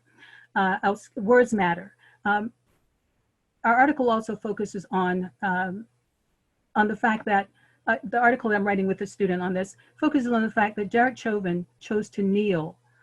Before his kneeling, kneeling was an iconic gesture associated with athletes engaging in social protest against the police. From a psychological perspective, what does it mean that Chauvin chose this gesture to kill a man? Was it coincidence or by design that he chose to hijack this gesture that had been used to decry brutality to now forever associate it with brutality? Third, and I have one more point after this, qualifying versus dequalifying people for humane treatment. The way we speak can qualify or dequalify people for humane treatment. In many stories about the killing of Black people at the hands of the police, we hear that the person was unarmed. I understand that people use this language to make the point that the person didn't pose an equal threat to the police. However, Giffords Law Center to Prevent Law Violence, if you look at it online, it says that only 5 states prohibit carrying a weapon. those states are California, Florida, Illinois, New York, South Carolina, the District of Columbia. 31 states allow people to openly carry a handgun with a permit, and there are, without a permit, and there are 15 others that say you can carry it, but you must have a permit. If people are allowed to carry firearms, what is the calculus, the method of reasoning that we must always emphasize that the Black person who was killed was unarmed? The final point I'll mention here is, and Dr. Johnson also mentioned this, a person changing the world versus an event changing the world. We often hear that George Floyd changed the world. Dr. Johnson spoke of the danger of seeing the murder and brutalization of Black people as the icon for social change. What happened to George Floyd changed the way the world looks at things, but I would argue that it was the bravery and presence of mind of 17-year-old Darnella Frazier. She had the presence of mind and the strength of conscience to film that horrific incident and then to put it on that horrific, it wasn't an incident, that horrific situation, and then to post it on social media. She opened us to a new potential. Many people have filmed brutality, but they struggle with whether to make it known. It is the same dilemma that many law enforcement people face of weighing the comparative cost of intervening when they see injustice versus risking becoming the target of injustice themselves. Darnella Frazier changed the world. She gave us the potential. Now what we do with it tells us who we are and what we are about. I'll stop there. Thank you very much, Dr. Sonia Peterson-Lewis. This is, again, coming from the Department of Africology. Now we're going to go on to Dr. Valerie Harrison. Dr. Valerie Harrison is actually the senior advisor to the president of Temple University for Equity, Diversity, and Inclusion. She holds a JD as well as a PhD in Africana Studies and Africology. And she's a co-author of the book, Do Right by Me, Learning to Raise Black Children in White Spaces. Dr. Valerie Harrison, you're on. Thank you. Good afternoon. And thank you, Dr. Asante, for convening this critical discussion. In the time that I've been allotted, I'd like to talk briefly about reclaiming positive racial identity and rebuilding cultural esteem as part of Black resistance. We are witnessing extraordinary resistance to police brutality and a move to change racist policies and practices. Racist policing is just one symptom of the underlying problem of white supremacy. Inferior schools and substandard housing, lack of employment opportunities, inadequate health care, and others stand side by side. And just as the symptoms are many, so are the solutions. There is an opportunity now for a corresponding movement to resist a colonized mind and instead to reclaim racial identity, rebuild cultural esteem among a broader group of Black people with a particular focus on our children. If we don't actively and intentionally work on constructing a positive Black self-identity for our children, the culture will, and in many cases already has constructed a negative one for them. And the damage is in countless ways. First, the brain science tells us that pain from social exclusion and pain from physical injury or illness share the same brain pathways that register distress. So whether we've been punched in the face or excluded from an opportunity because of a racist practice, our brain activates pain. So the bottom line is that images, messages, and actions, whether they're direct or indirect, that signal that we're left out, we're not worthy, we're lesser than, it causes real hurt to our body. And so the experiences of marginalization and exclusion register pain in the brain, and we experience it everywhere in our bodies. Second, the simple truth is that the health and well-being of Black children depend on the extent to which they feel positively about being Black. And so a poor sense of oneself as a Black person results in low self-esteem and hinders academic and personal achievement. Conversely, the research tells us that Black children thrive when they're raised to have positive racial identity. So the development of positive Black identity continues to be undermined by negative cultural constructions of Black life, and the contemporary media plays a significant role in perpetuating these negative and distorted images. Research tells us that news reports exaggerate negative portrayals of Black people, overrepresenting them in stories about poverty and crime and underrepresenting them in their roles as parent or leader. And in every age and socioeconomic group, African Americans tend to watch more television than their counterparts. And so this creates a greater risk for racial identity formation from intentionally distorted stories or stereotypes or other negative images of ourselves. And so the more that we ingest negative images of ourselves, the lower our self and cultural esteem. Also, Black children are more easily lured into mimicking unhealthy behavior when they're told that the behavior represents them. And the science backs this up as well. So when Black children see negative images of themselves, there's a real and substantial risk that they'll copy the behavior. And the negative impact of that distortion is magnified if there are no or few real life experiences with Black people that counter the images. But the promising news is that there are as many effective strategies to developing positive racial identity as there are threats to it. So first is correcting the baseline belief in the idea that Africa is somehow negative and inferior to the rest of the world. Black children must be taught that despite every human effort to destroy their potential and to deny their humanity, Black people around the world are essential contributors to the world's civilization and history. So it's the difference between telling a Black child that they started this life as an enslaved captive picking tobacco on a Virginia plantation or as a king or queen who built the first pyramids. And second, we must help them to see that white people's worldview, their culture, their history, their value system is just one among many and is not entitled to supersede the variety of perspectives in which people might proudly center themselves. Third, we can point out the negative and distorted images of Black people for what they are, tools of oppression. So if you portray Black people in as many outlets as possible as savage or dangerous or engaged in buffoonery, it is often used to justify savagery and violence, or to simply dismiss us as not worthy of value or respect. And so we could shield Black children from these negative images while saturating them with positive counter images. This has been found to be effective in building positive Black identity and self-esteem while reducing the negative impact of racism on their identity development.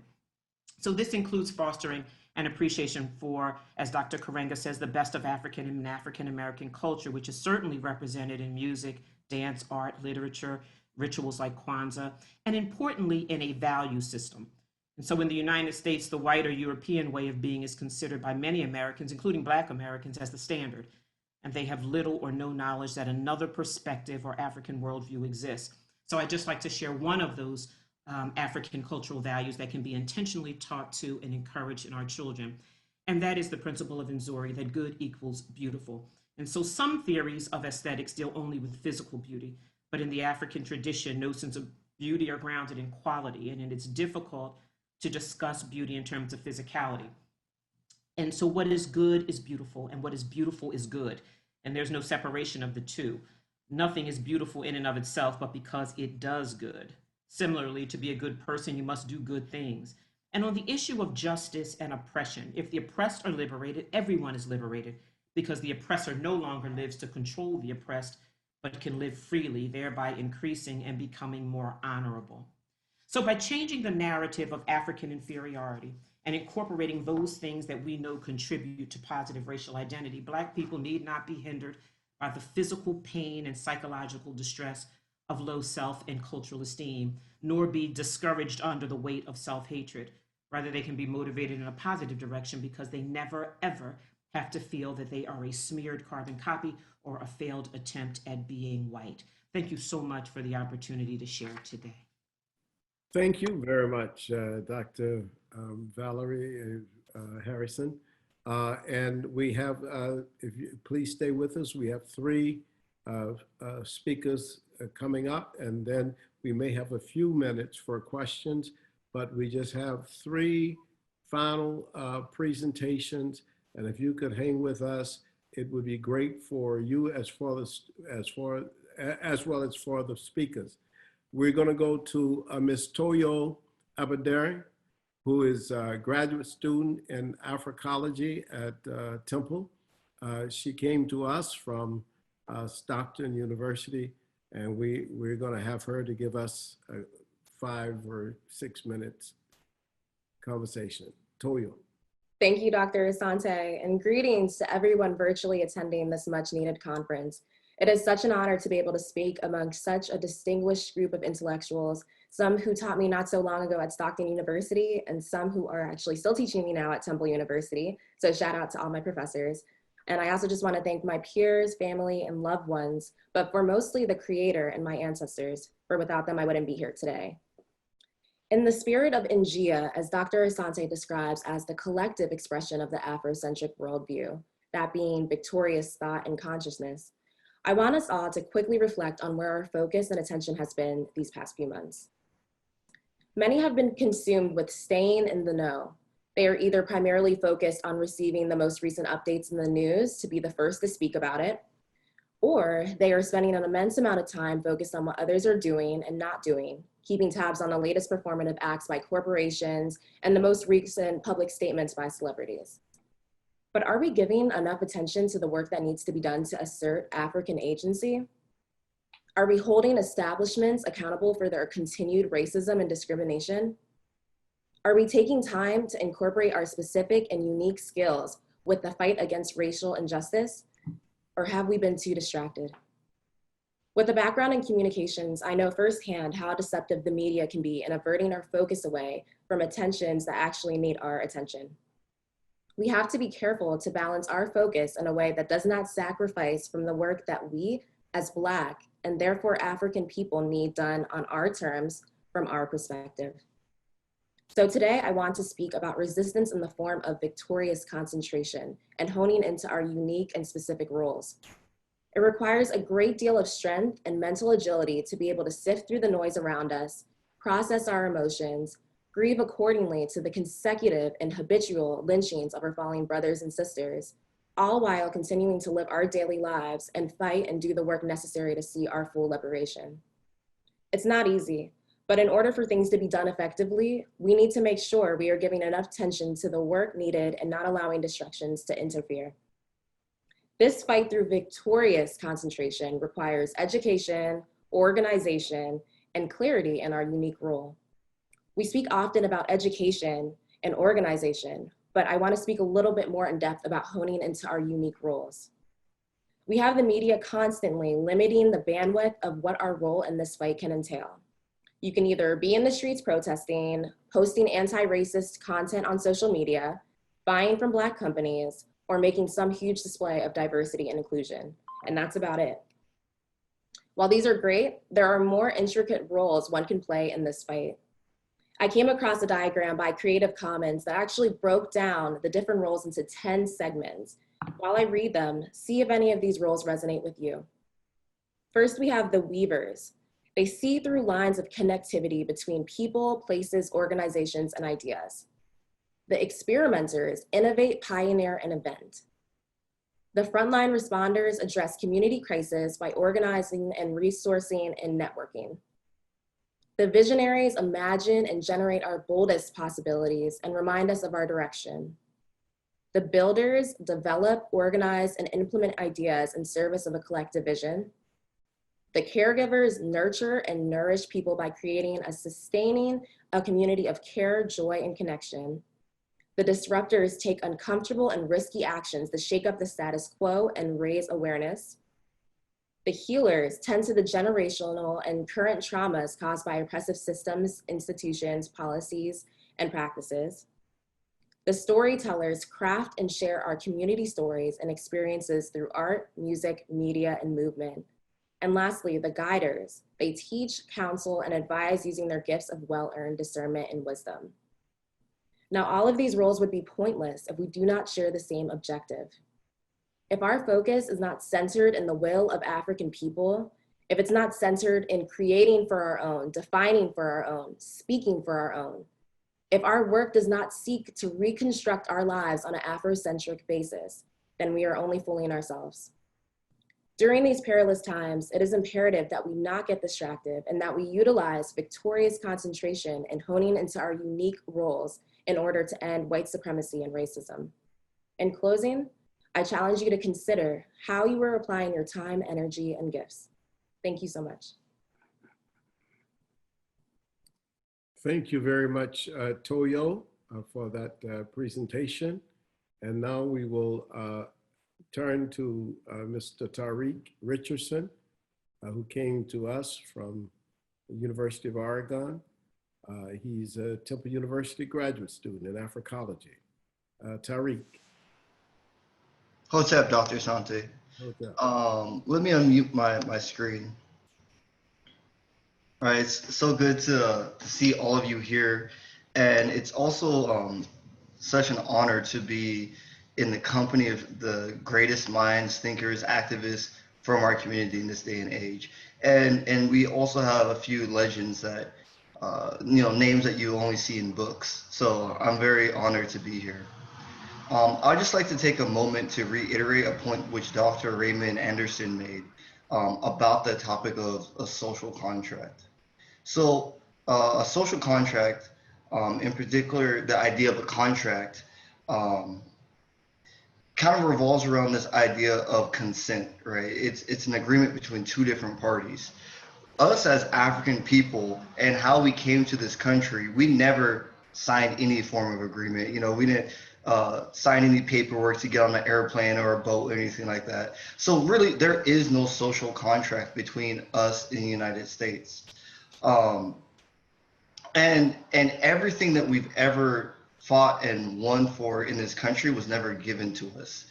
Even the idea of citizenship was something that wasn't realized until 200 years after this country became a nation in its own right, and 400 years after our first people got here, did we actually start to see citizenship in the way of rights and privileges.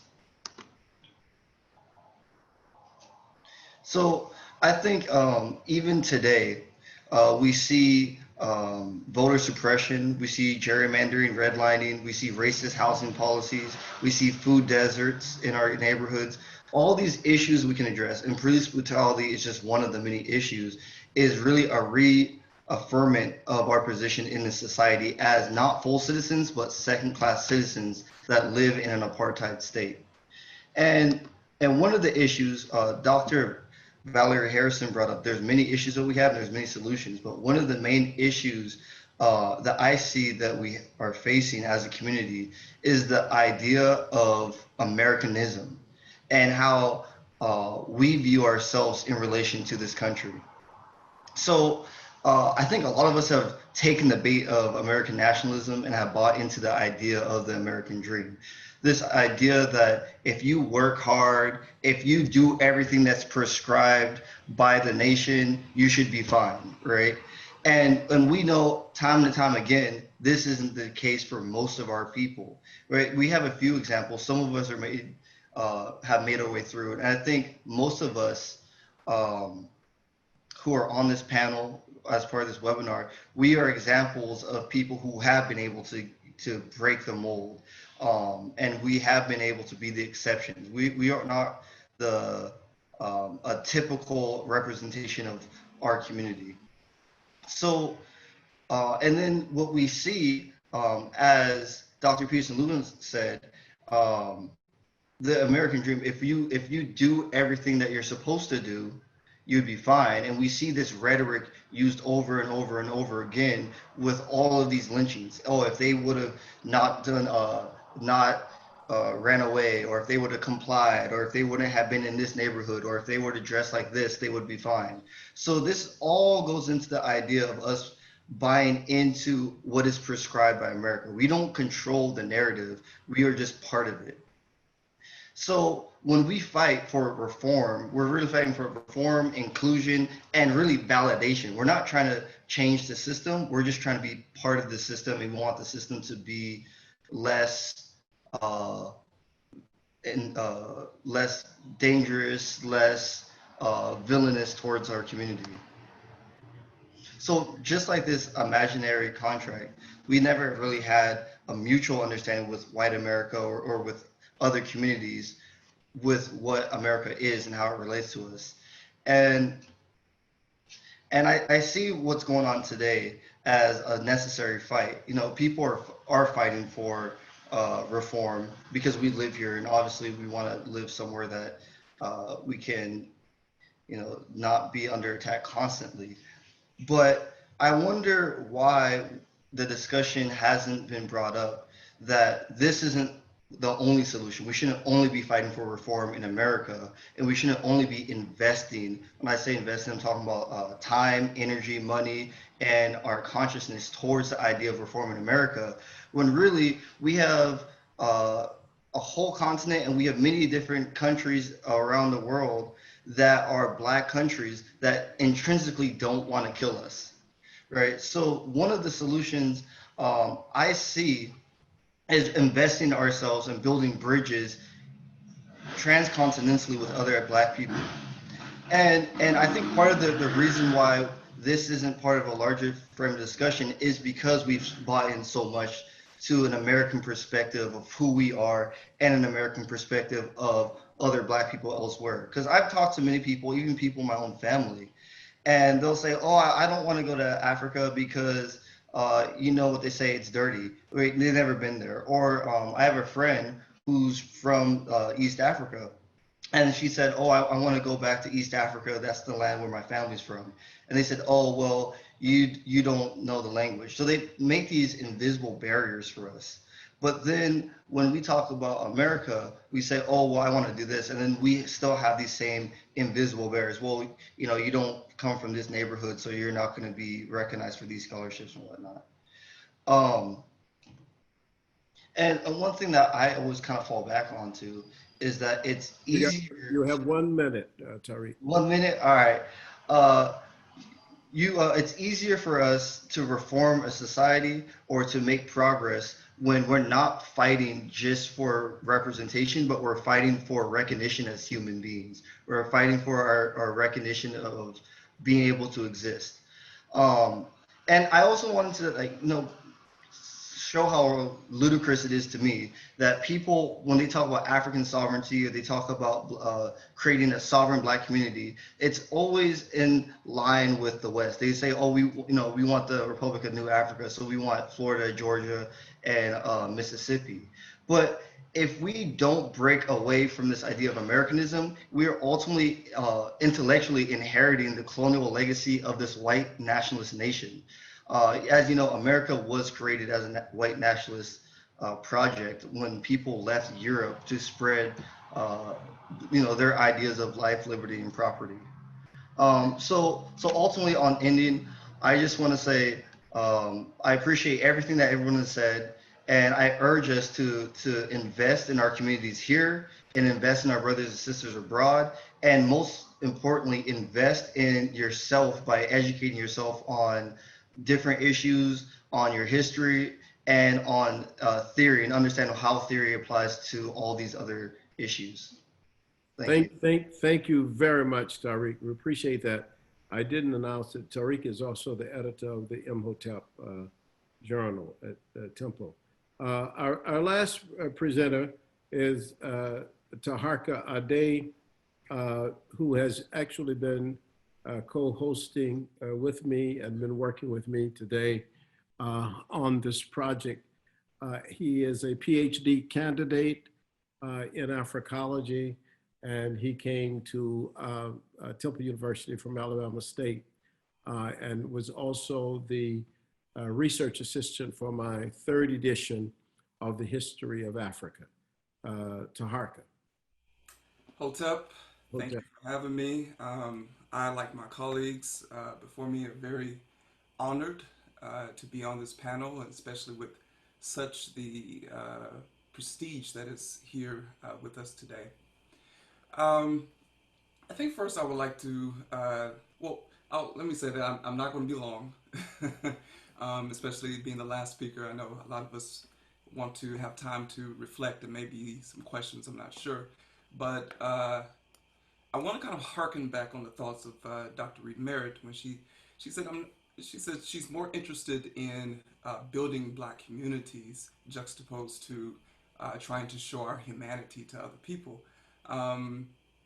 Dr. Amari Johnson said earlier that our well-being is tied, however, to the decisions of others. And so my thoughts there become, after 400 years of fighting, why are we still begging for our lives? And much of what I'm going to say is really kind of reestablishing or really kind of summing up a lot of what some other people have said, but I think I want to sum it up a little bit more succinctly. And I think the question, and particularly in this case, is do we want or will we continue to lean on those who are demonstratively apathetic, or even those who perform outrage but harbor enough long-term apathy that they too are ineffective? Or do we want the power to stop police from brutalizing and murdering us? And power is, of course, in many forms, political, economic, things of this nature. Corporations today, a lot of us are celebrating people like Target and Nike coming out saying Black Lives Matter, but we have to realize that this is also another form of exploitation. This is another form of also psychological warfare, because you're influenced to maybe purchase more of their products, and you think that they're this great these great companies and corporations have changed, but are they really?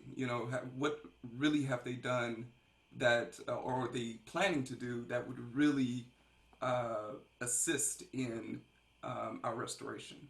So, I mean, the upper stratosphere of social and economic American elitism has done everything. They've painted streets. They've promised certain small amounts of money, while they've made over $500 billion since the coronavirus incident has occurred.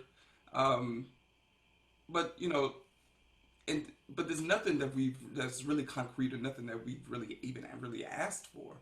And it's because they wish to placate us, and we remain to be, in many ways, passive participants in the system of gross capitalism, racism, and imperialism, suffering peacefully under regimes of oligarchs.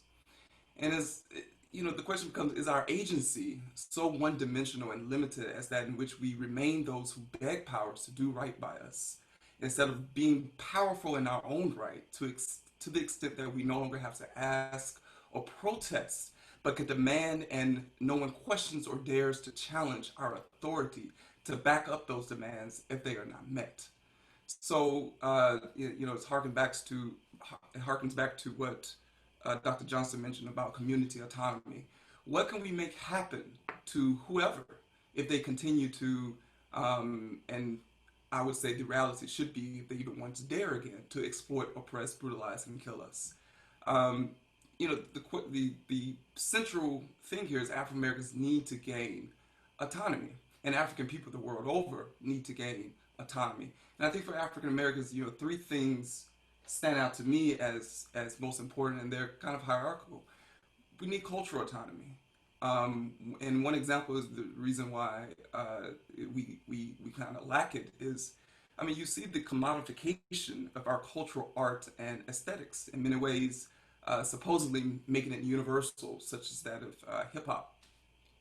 But people talk about hip hop being universal, and when they do, I ask them, would you say the same thing to Jewish people about Yiddish music? Would you say the same thing to Japanese people about karaoke?